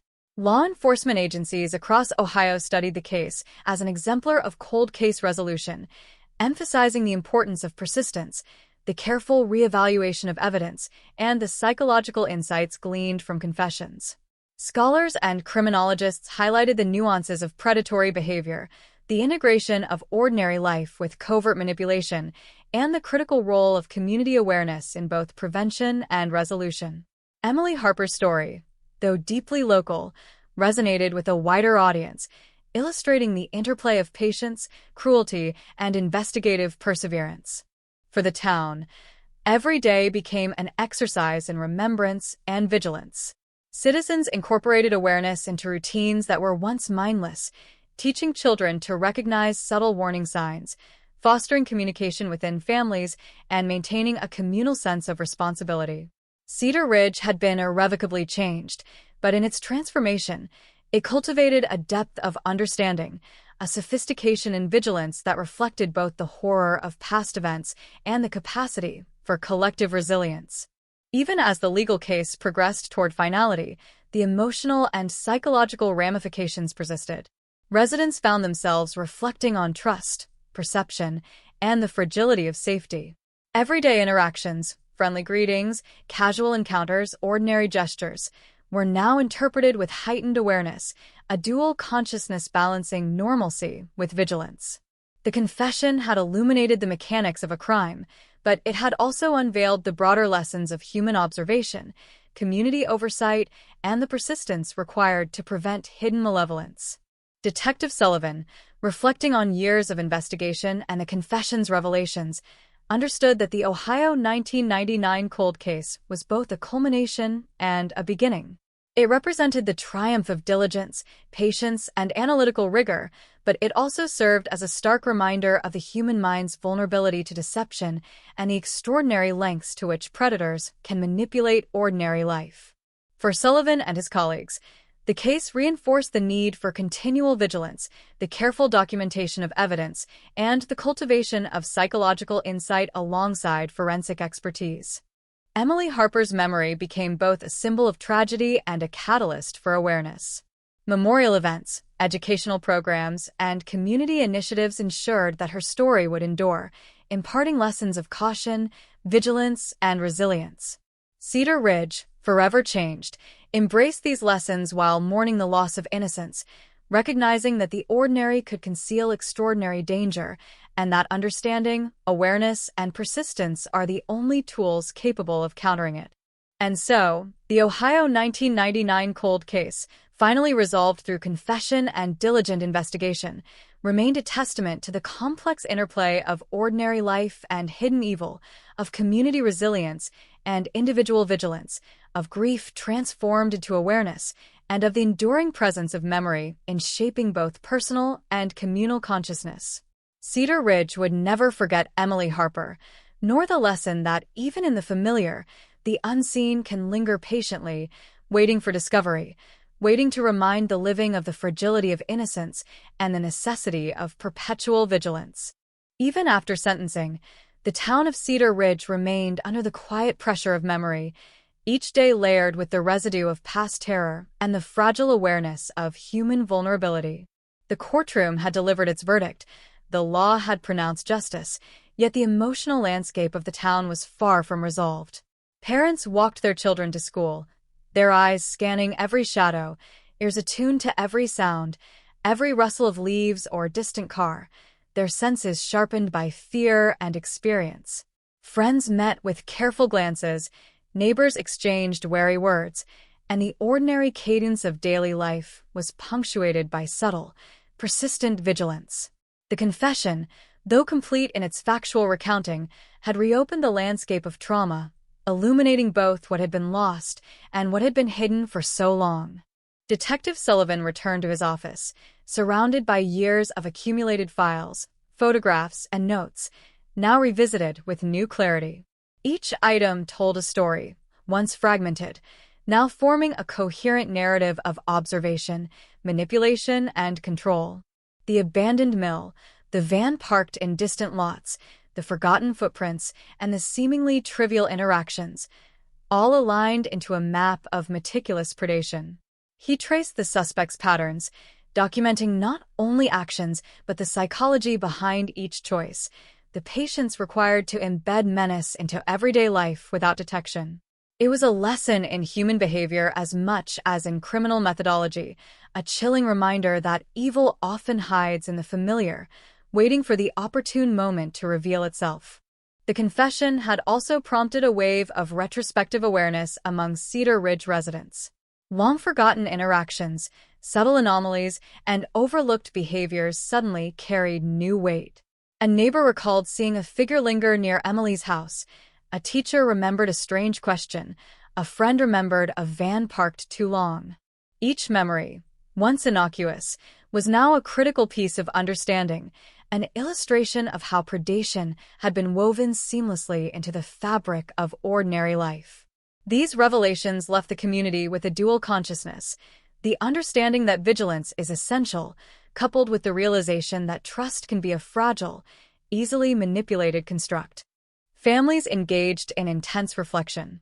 Emily Harper's parents, while grateful for the resolution, grappled with an array of emotions: relief, grief, anger, and the haunting knowledge of what their daughter had endured. Therapy sessions, counseling, and community support helped navigate these feelings, but the internal reconciliation was a continuous, sometimes exhausting, process. Each detail of the confession had an emotional weight, every fact a reminder of innocence lost and trust betrayed. The narrative was no longer abstract. It was an intimate, lived experience that shaped daily interactions, household routines, and the subtle rhythms of grief that persisted long after the legal process concluded. Schools and local institutions implemented proactive safety programs, teaching children to recognize risks, report unusual behavior, and communicate openly with trusted adults. Teachers and administrators held workshops, parents attended meetings, and the community collectively reinforced the lessons learned from Emily Harper's case. Every initiative carried the dual purpose of education and prevention, a testament to the town's commitment to ensuring that history did not repeat itself. Cedar Ridge, scarred yet resilient, sought to transform trauma into agency, leveraging awareness as both shield and instruction for future generations. The forensic and investigative dimensions of the case continued to yield insight. DNA analyses, once dormant, provided additional context. Timelines, meticulously reconstructed, revealed a pattern of precision that highlighted the suspect's methodical approach. Behavioral experts provided commentary on the psychological mechanisms underlying his actions, emphasizing the patience, observation, and subtlety that allowed him to operate undetected for so long. These revelations were disseminated throughout law enforcement networks, serving as educational material for other cold case investigators and highlighting the interplay of science, psychology, and perseverance in uncovering long-hidden crimes. Community meetings became forums for both mourning and education. Citizens shared recollections, discussed preventive measures, and explored collective strategies to safeguard the town's children and vulnerable populations. The ordinary routines of life were imbued with new layers of awareness. Walks in the park, after-school activities, and even simple errands were now viewed through a lens of caution. Every sound, every movement, every fleeting interaction prompted reflection, reinforcing the lesson that vigilance is not optional in the presence of concealed malevolence. Detective Sullivan observed the town's transformation with mixed emotions. Professional satisfaction was tempered by the recognition of enduring psychological scars. The confession had delivered facts, the legal system had delivered justice, yet the community's adjustment to the new reality of awareness was ongoing. Residents had been forced to confront the unsettling duality of human experience, the coexistence of normalcy with the potential for extraordinary harm. Cedar Ridge had learned that safety is never absolute, that ordinary life can conceal extraordinary danger, and that understanding the mechanics of predation requires both analytical rigor and emotional resilience. Emily Harper's friends and peers, now adults, reflected on their childhood experiences with new perspective. Memories once tinged only with innocence were now interwoven with understanding and caution. Conversations revisited old events, noting patterns, discrepancies, and observations that had previously seemed trivial. These discussions became a collective exercise in comprehension, bridging adolescence and adulthood through shared experience, grief, and the hard-won clarity of hindsight. The town's social fabric, once assumed secure and predictable, had been permanently altered by the revelation of concealed evil and the confession that had unveiled it. Psychological assessments conducted in the aftermath of the trial highlighted the lingering effects of delayed trauma, emphasizing the complex interplay of memory, grief, and community awareness. Children exposed to the initial disappearance and subsequent media coverage had developed nuanced understandings of risk, observation, and vigilance, while adults navigated the challenges of reconciling personal and communal experiences of betrayal and fear. Cedar Ridge became a microcosm for studying the enduring impact of cold cases resolved through confession, offering lessons in both human behavior and societal response to trauma. The confession also prompted an exploration of the subtler dimensions of predatory behavior. Experts highlighted the manipulation of trust, the integration of ordinary gestures into strategies of control, and the calculated patience required to maintain concealment over years. Cedar Ridge's citizens absorbed these insights with a mixture of horror and awareness, understanding that safety is an active process, that vigilance must coexist with normalcy, and that trust, while foundational to community cohesion, can be exploited in the absence of critical observation. Even as legal proceedings concluded and sentences were finalized, Cedar Ridge remained a town deeply conscious of its own vulnerability. Parents monitored children more closely, neighbors engaged with one another more attentively, and the rhythm of daily life incorporated layers of preventive awareness. The ordinary became simultaneously comforting and cautionary, every familiar face a reminder of both resilience and fragility. Emily Harper's absence, once a single event in time, had transformed into a sustained presence in the town's collective consciousness, shaping behavior, perception, and communal priorities. Detective Sullivan, reflecting on the entire trajectory of the case, understood its broader implications. The resolution was both a triumph and a reminder. Triumph in the persistence of investigation, the utility of forensic science, and the power of confession. A reminder of the subtle, insidious ways in which human behavior can conceal malevolence, and the importance of vigilance in the ordinary spaces of life. The case reinforced the need for careful documentation, methodical inquiry, and the continuous reevaluation of evidence in cold cases. Cedar Ridge's landscape of memory, trauma, and vigilance became a defining feature of the community. Memorials, educational programs, and safety initiatives ensured that Emily Harper's story was neither forgotten nor diminished. Residents, forever altered, balanced grief with action, sorrow with awareness, and reflection with vigilance. The confession had illuminated darkness, yet it had also prompted a transformation. The ordinary rhythms of life now carried with them a commitment to protection, a heightened perception of subtle threats, and a communal understanding that innocence requires both care and vigilance to preserve. The Ohio 1999 cold case, finally cracked through confession, exemplified the tension between revelation and trauma, between ordinary life and concealed danger, and between justice and ongoing emotional reckoning.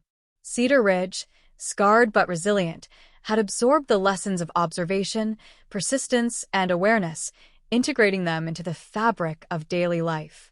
Emily Harper's presence, though absent in flesh, remained a guiding force in shaping the town's consciousness, a constant reminder that vigilance, reflection, and community engagement are the essential tools for safeguarding innocence and confronting concealed evil. The town of Cedar Ridge moved through its days under a new kind of light, one cast not by the sun but by the lingering shadows of Emily Harper's disappearance.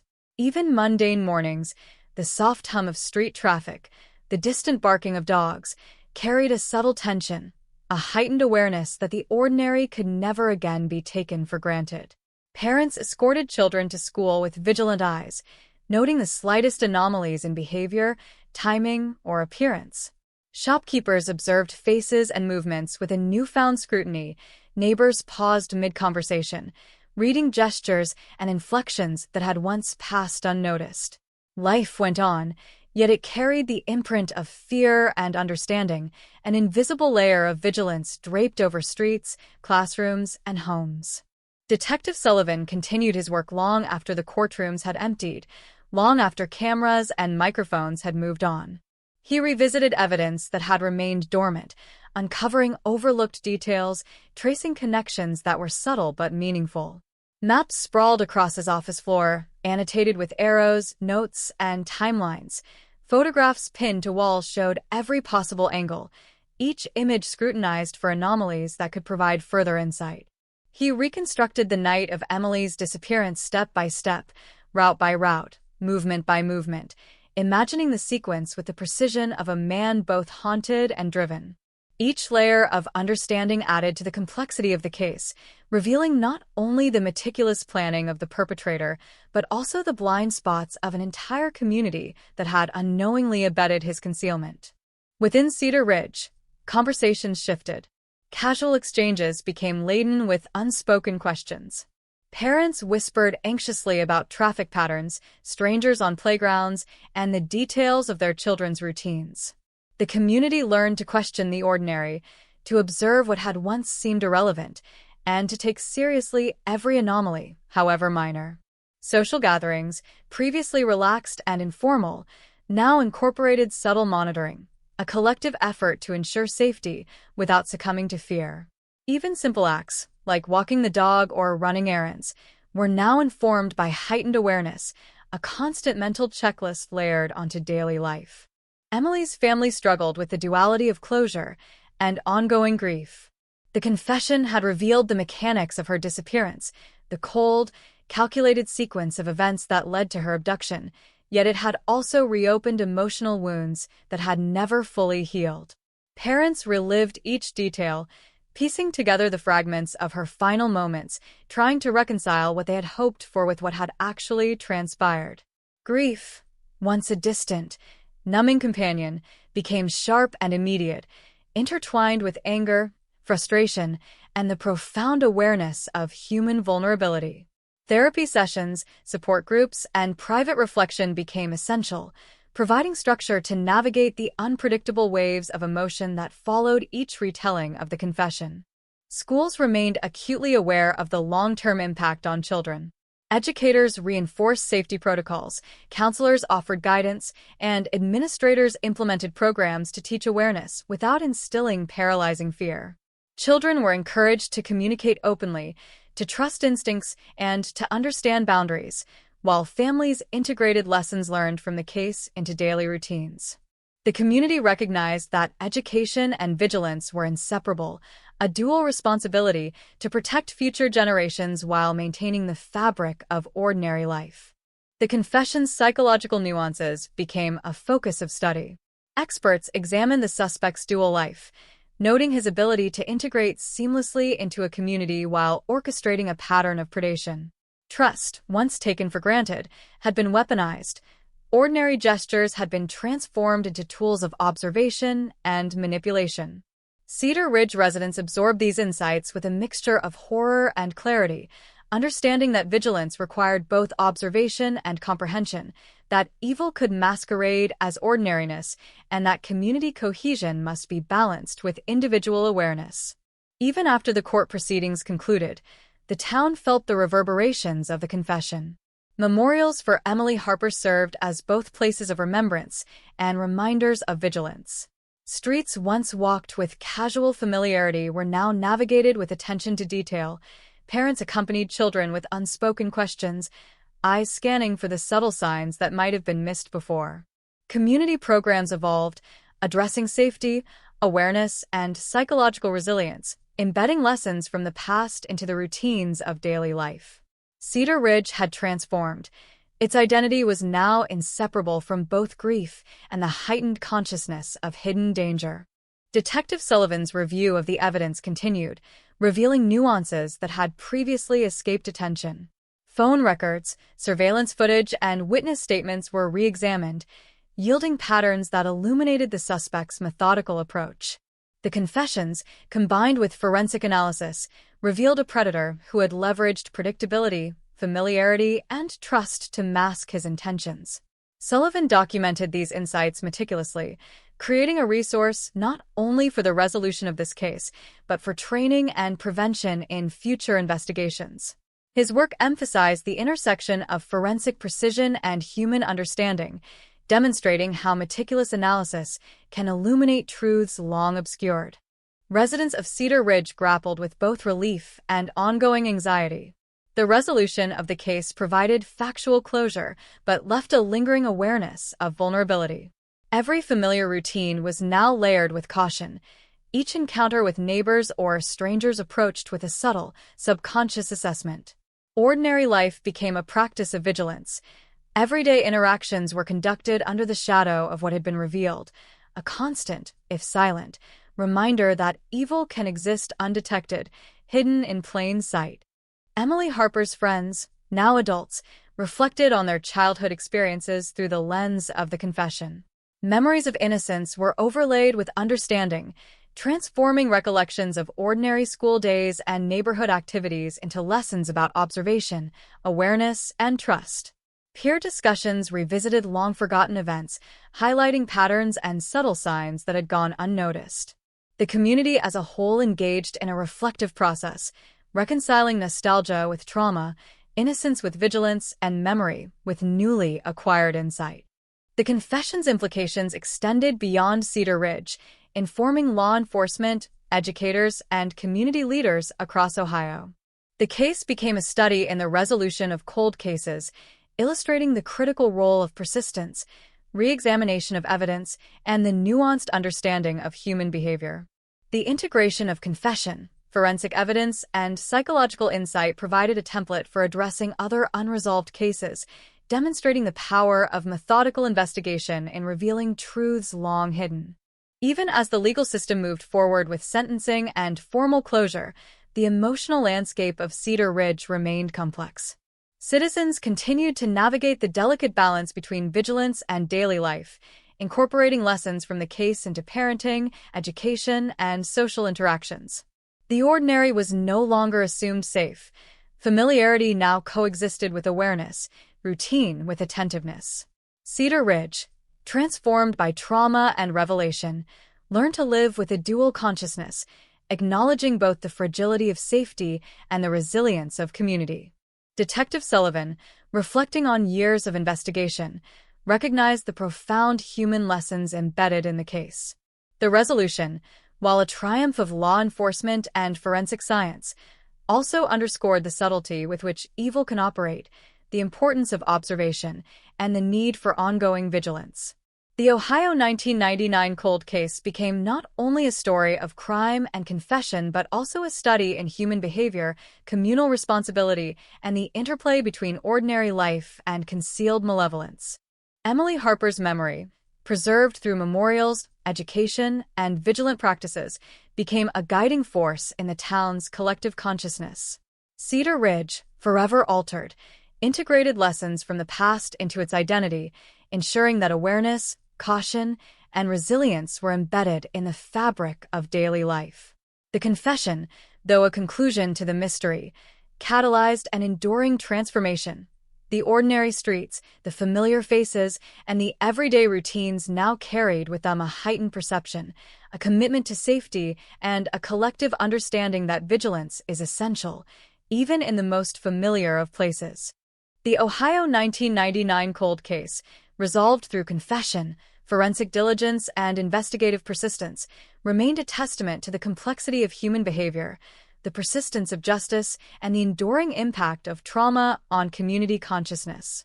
Cedar Ridge, scarred yet resilient, had absorbed the lessons of observation, patience, and awareness, transforming grief into action, fear into preparedness, and loss into a profound understanding of the delicate balance between innocence and vigilance. Emily Harper's story, though marked by tragedy, became inseparable from the town itself, a narrative of vigilance, memory, and the persistent presence of concealed danger in ordinary life. The winter nights in Cedar Ridge carried a weight that had nothing to do with cold or snow. They carried memory, vigilance, and the quiet echo of absence.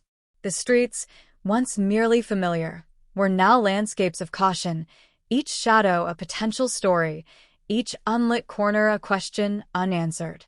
Parents lingered longer by doorways, eyes scanning the sidewalks, ears tuned to the subtlest creak of footsteps.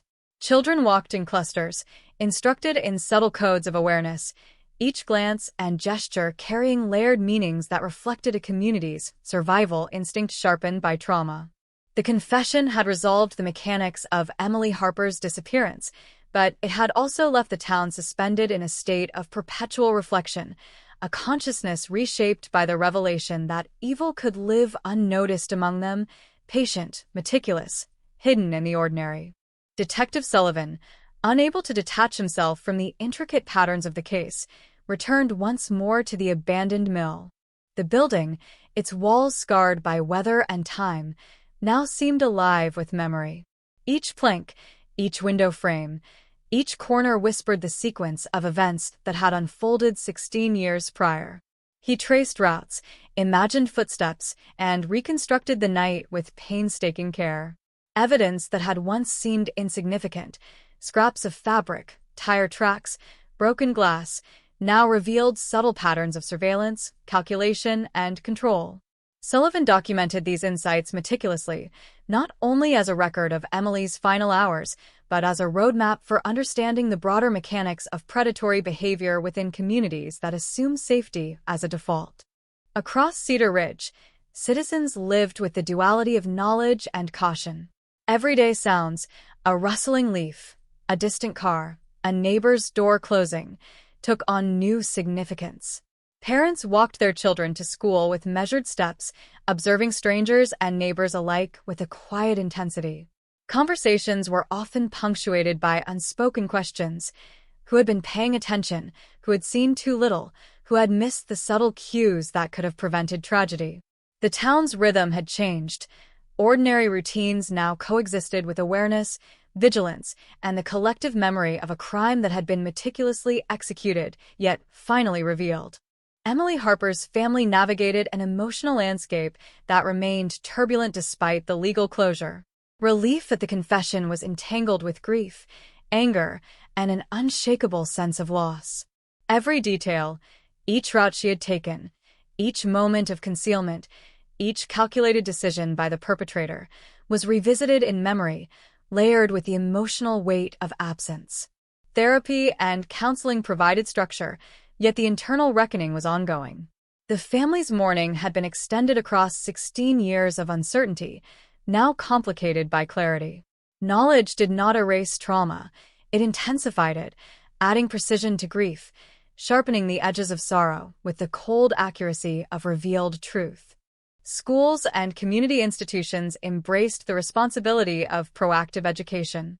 Children were taught to observe, to communicate, to trust instincts, and to recognize the boundaries of safety. Teachers and counselors provided guidance, balancing vigilance with encouragement, ensuring that awareness did not curdle into paranoia. Parents reinforced these lessons at home, integrating new habits, cautious routines, and communication strategies designed to protect while maintaining the normal rhythms of life. Cedar Ridge, scarred yet resilient, had become a community in which vigilance was inseparable from daily living, awareness inseparable from ordinary routines. The confession revealed psychological dimensions that were as unsettling as they were illuminating. Experts described the dual life of the perpetrator, highlighting the manipulation of trust, the camouflage of normalcy, and the obsessive planning that allowed him to operate unnoticed for years.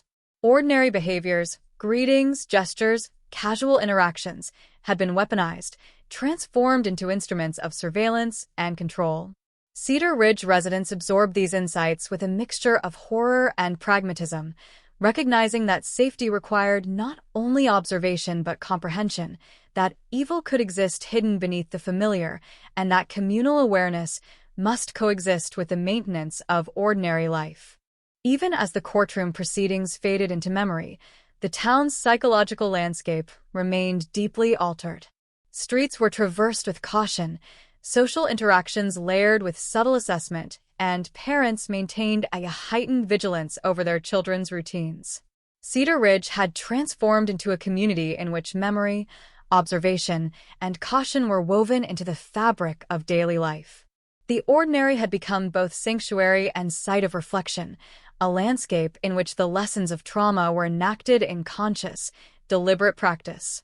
Detective Sullivan's continued review of evidence revealed further nuances. Phone logs, maps, witness statements, and environmental details, once considered peripheral, now illuminated subtle patterns in the suspect's behavior.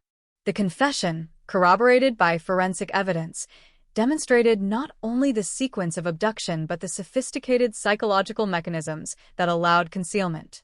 Sullivan documented these insights in exhaustive detail, creating a reference for both law enforcement and the broader understanding of predatory behavior, emphasizing how meticulous observation, analysis, and persistence can uncover truths long hidden. Residents' awareness extended into social interactions. Neighbors monitored one another, not with suspicion but with attentiveness.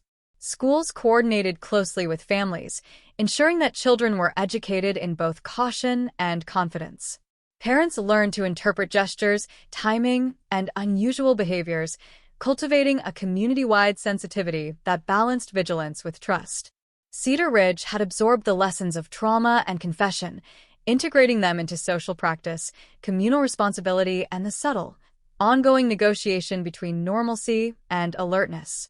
Emily Harper's friends, now adults, reflected on childhood memories with new understanding.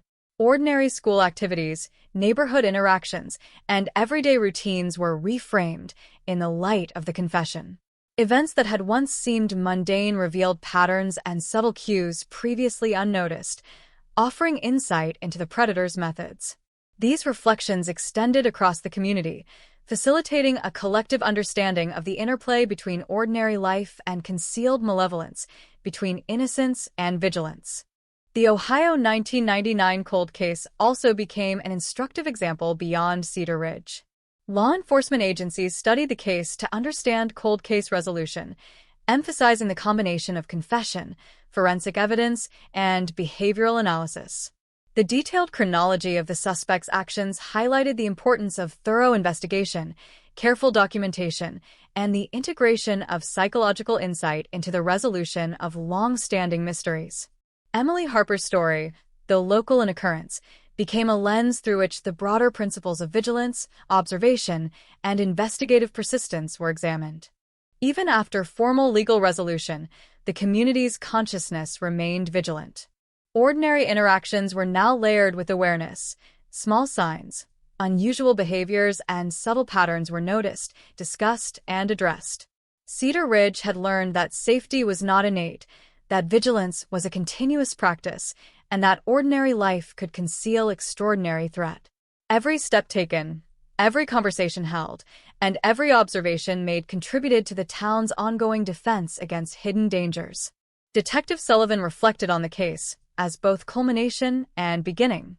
The confession provided answers, yet it also illustrated the limits of perception, the insidious nature of deception, and the importance of continual vigilance. The Ohio 1999 cold case became more than a legal resolution.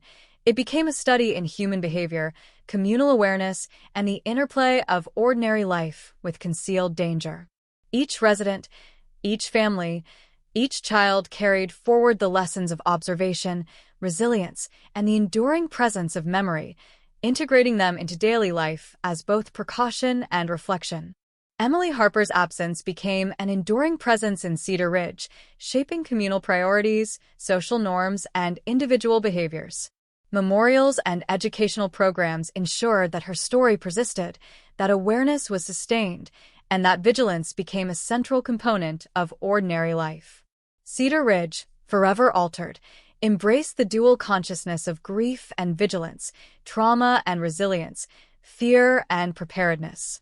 The town had been transformed not simply by knowledge, but by the integration of that knowledge into the rhythms, routines, and consciousness of daily living.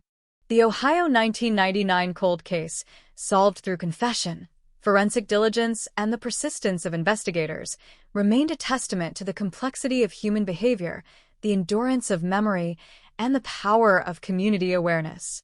Cedar Ridge, scarred yet vigilant, had absorbed lessons that transcended individual experience, embedding vigilance, observation, and the understanding of hidden malevolence into the very fabric of daily life.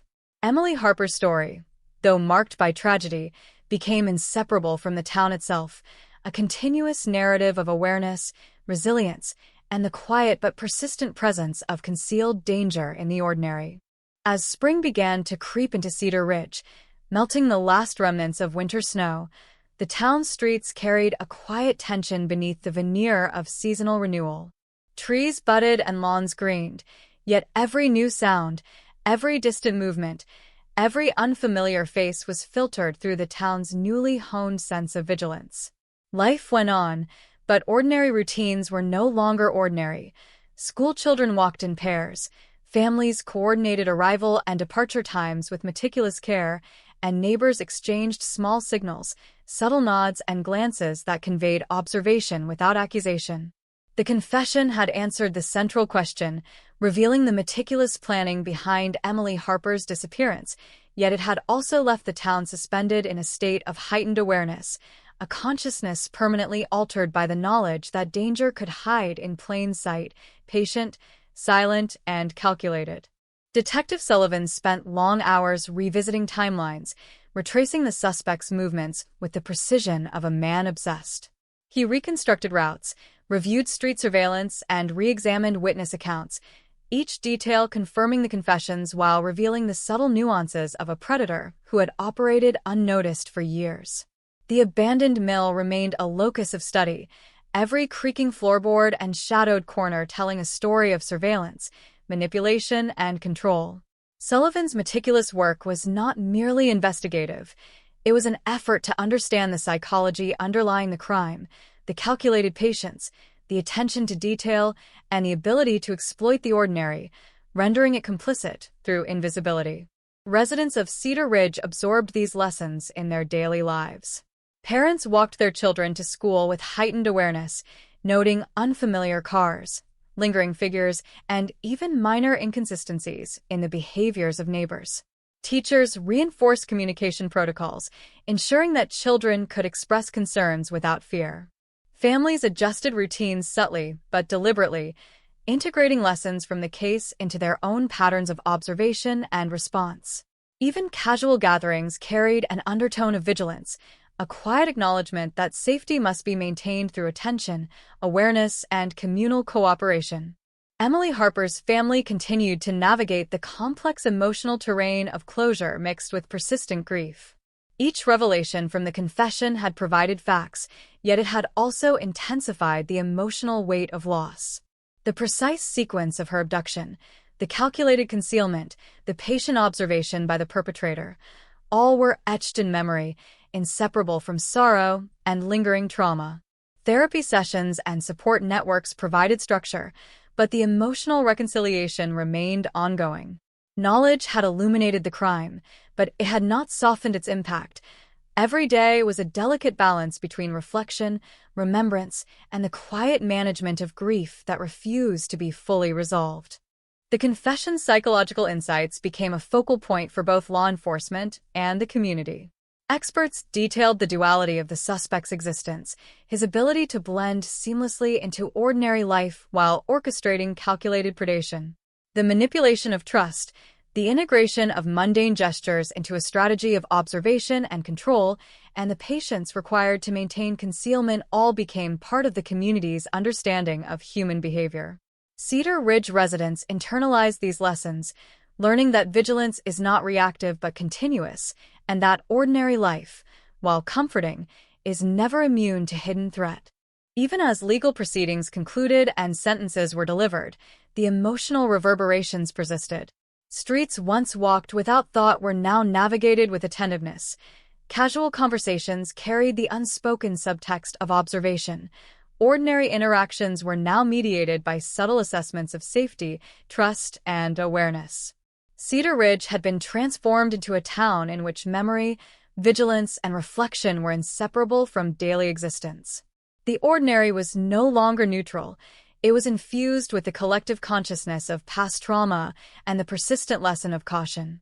Detective Sullivan continued his review of minor details that had long been overlooked.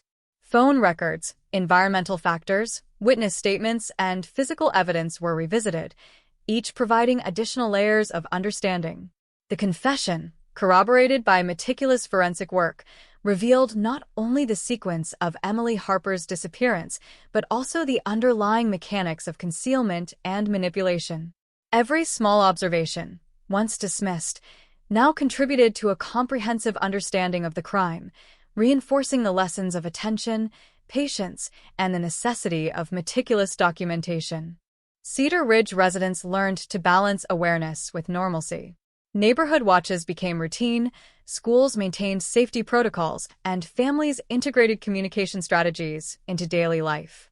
Ordinary activities, shopping, walking pets, attending sports events, were infused with subtle vigilance, each act a silent acknowledgement of both risk and responsibility.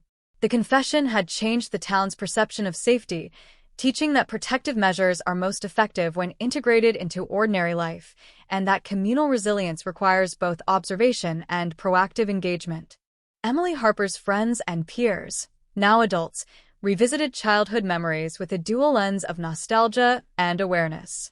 Ordinary experiences, once taken for granted, were reframed in the light of the confession.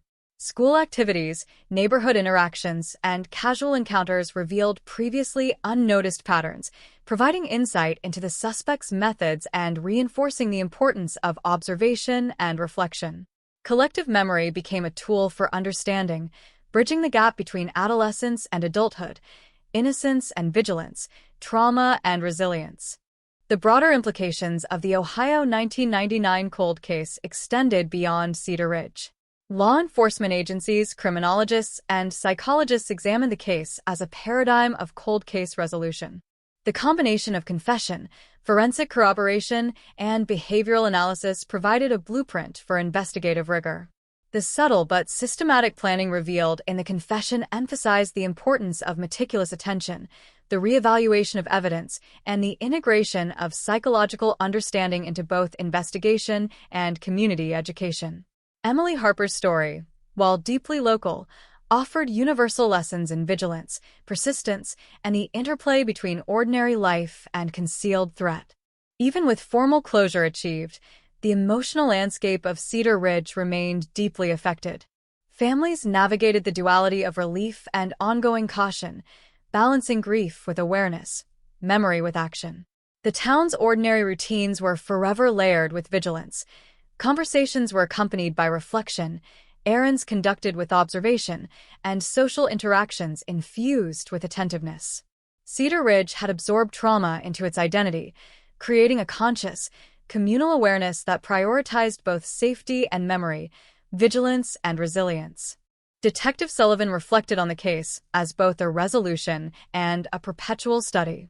The confession illuminated the facts, but it also underscored the subtlety with which malevolence can integrate into ordinary life. The Ohio 1999 cold case served not only as a narrative of justice, but as a lesson in observation, human behavior, and community responsibility.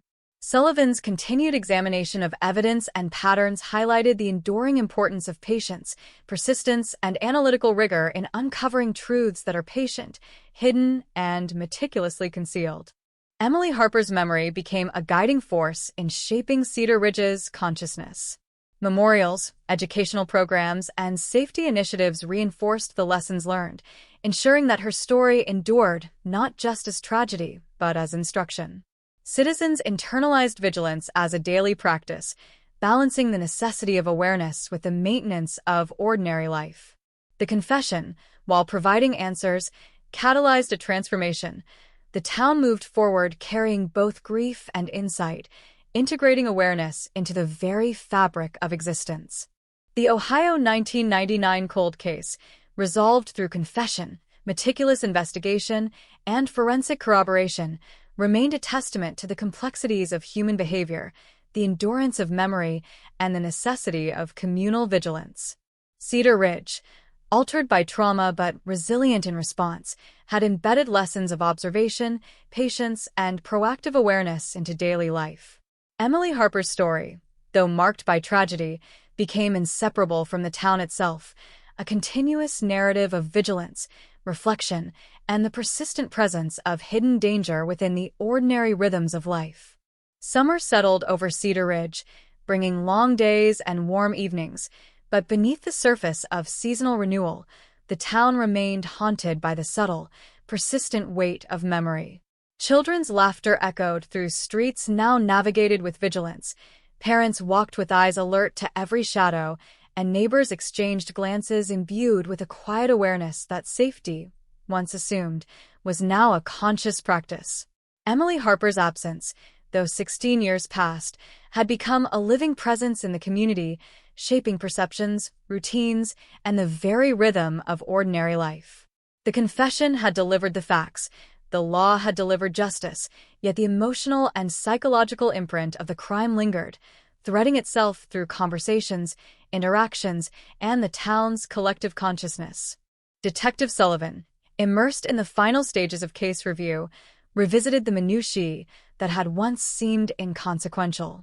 Maps, photographs, timelines, and witness statements sprawled across his office, annotated with insights, questions, and patterns illuminated by the confession.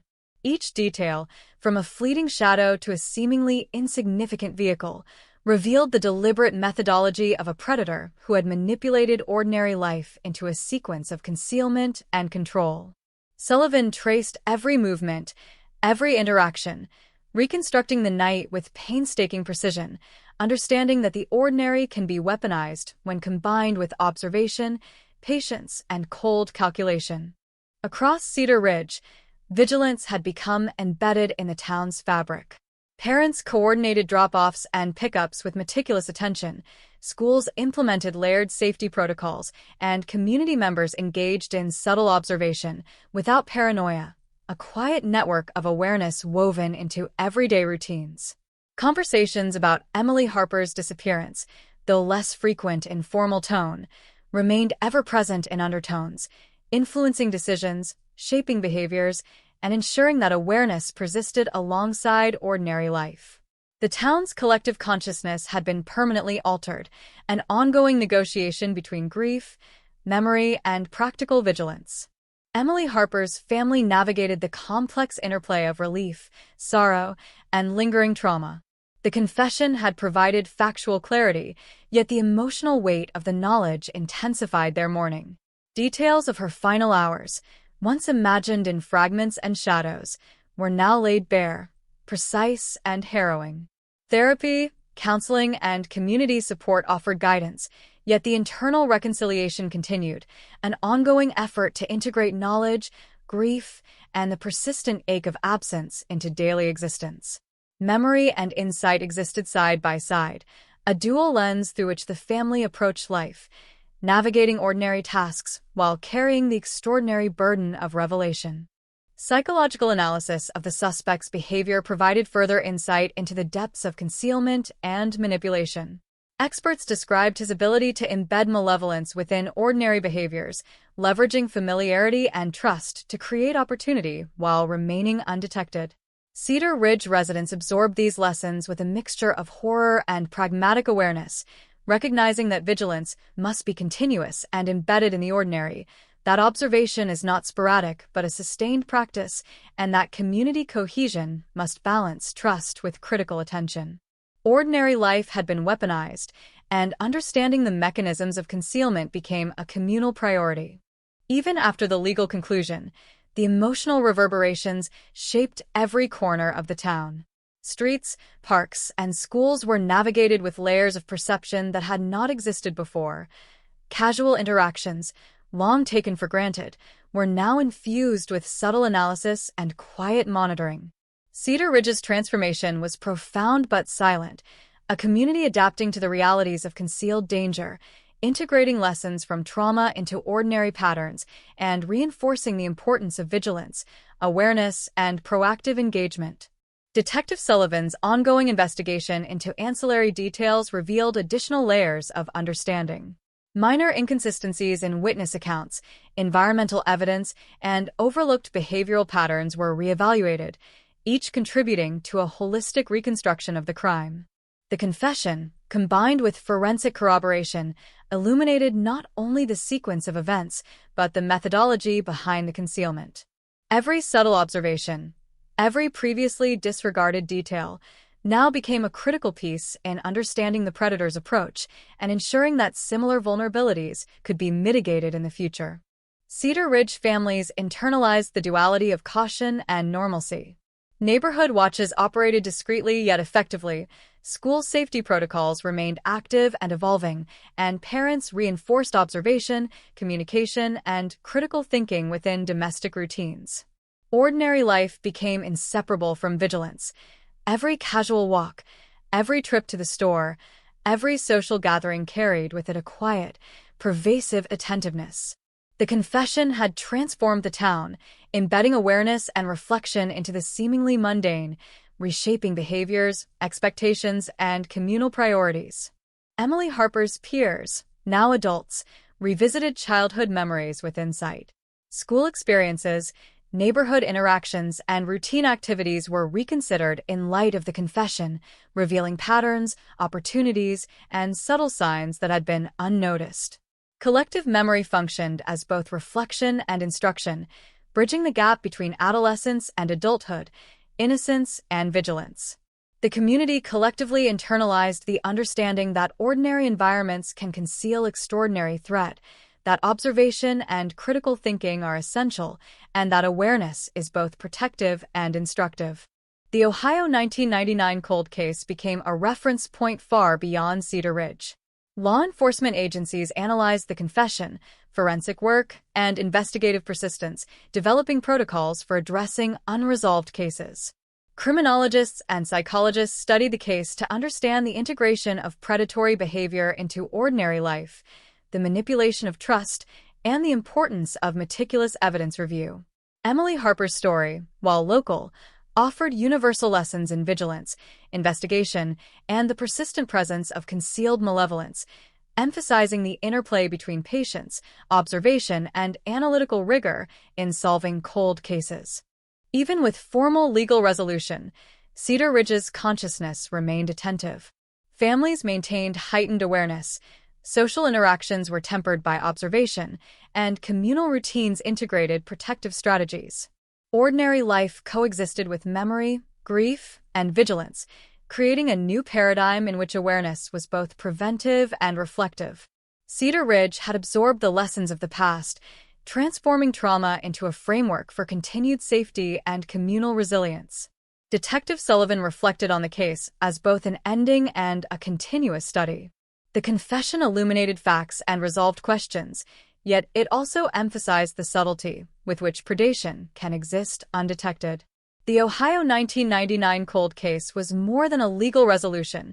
It was a demonstration of human behavior, investigative persistence, and community responsibility. Each observation, each lesson, and each insight into the mechanics of concealment reinforced the necessity of vigilance, reflection, and continual attention to the ordinary, which can conceal extraordinary danger. Emily Harper's memory became a touchstone for Cedar Ridge's identity. Memorials, educational programs, and safety initiatives ensured that her story endured, guiding both behavior and perception. Awareness, vigilance, and reflection were integrated into daily life, a perpetual acknowledgement of past trauma and the continuing responsibility to protect and observe. The confession, while providing factual closure, catalyzed a permanent transformation. The town's rhythm, consciousness, and communal practices were now inseparable from the lessons of vigilance, memory, and resilience. The Ohio 1999 cold case, finally resolved through confession, meticulous investigation, and forensic confirmation, stood as a testament to human complexity, memory, and the persistence of awareness. Cedar Ridge, altered but resilient, embedded lessons of observation, patience, and vigilance into daily routines. Emily Harper's story, though tragic, became inseparable from the town, an enduring narrative of vigilance, memory, and the quiet but persistent presence of hidden danger within ordinary life.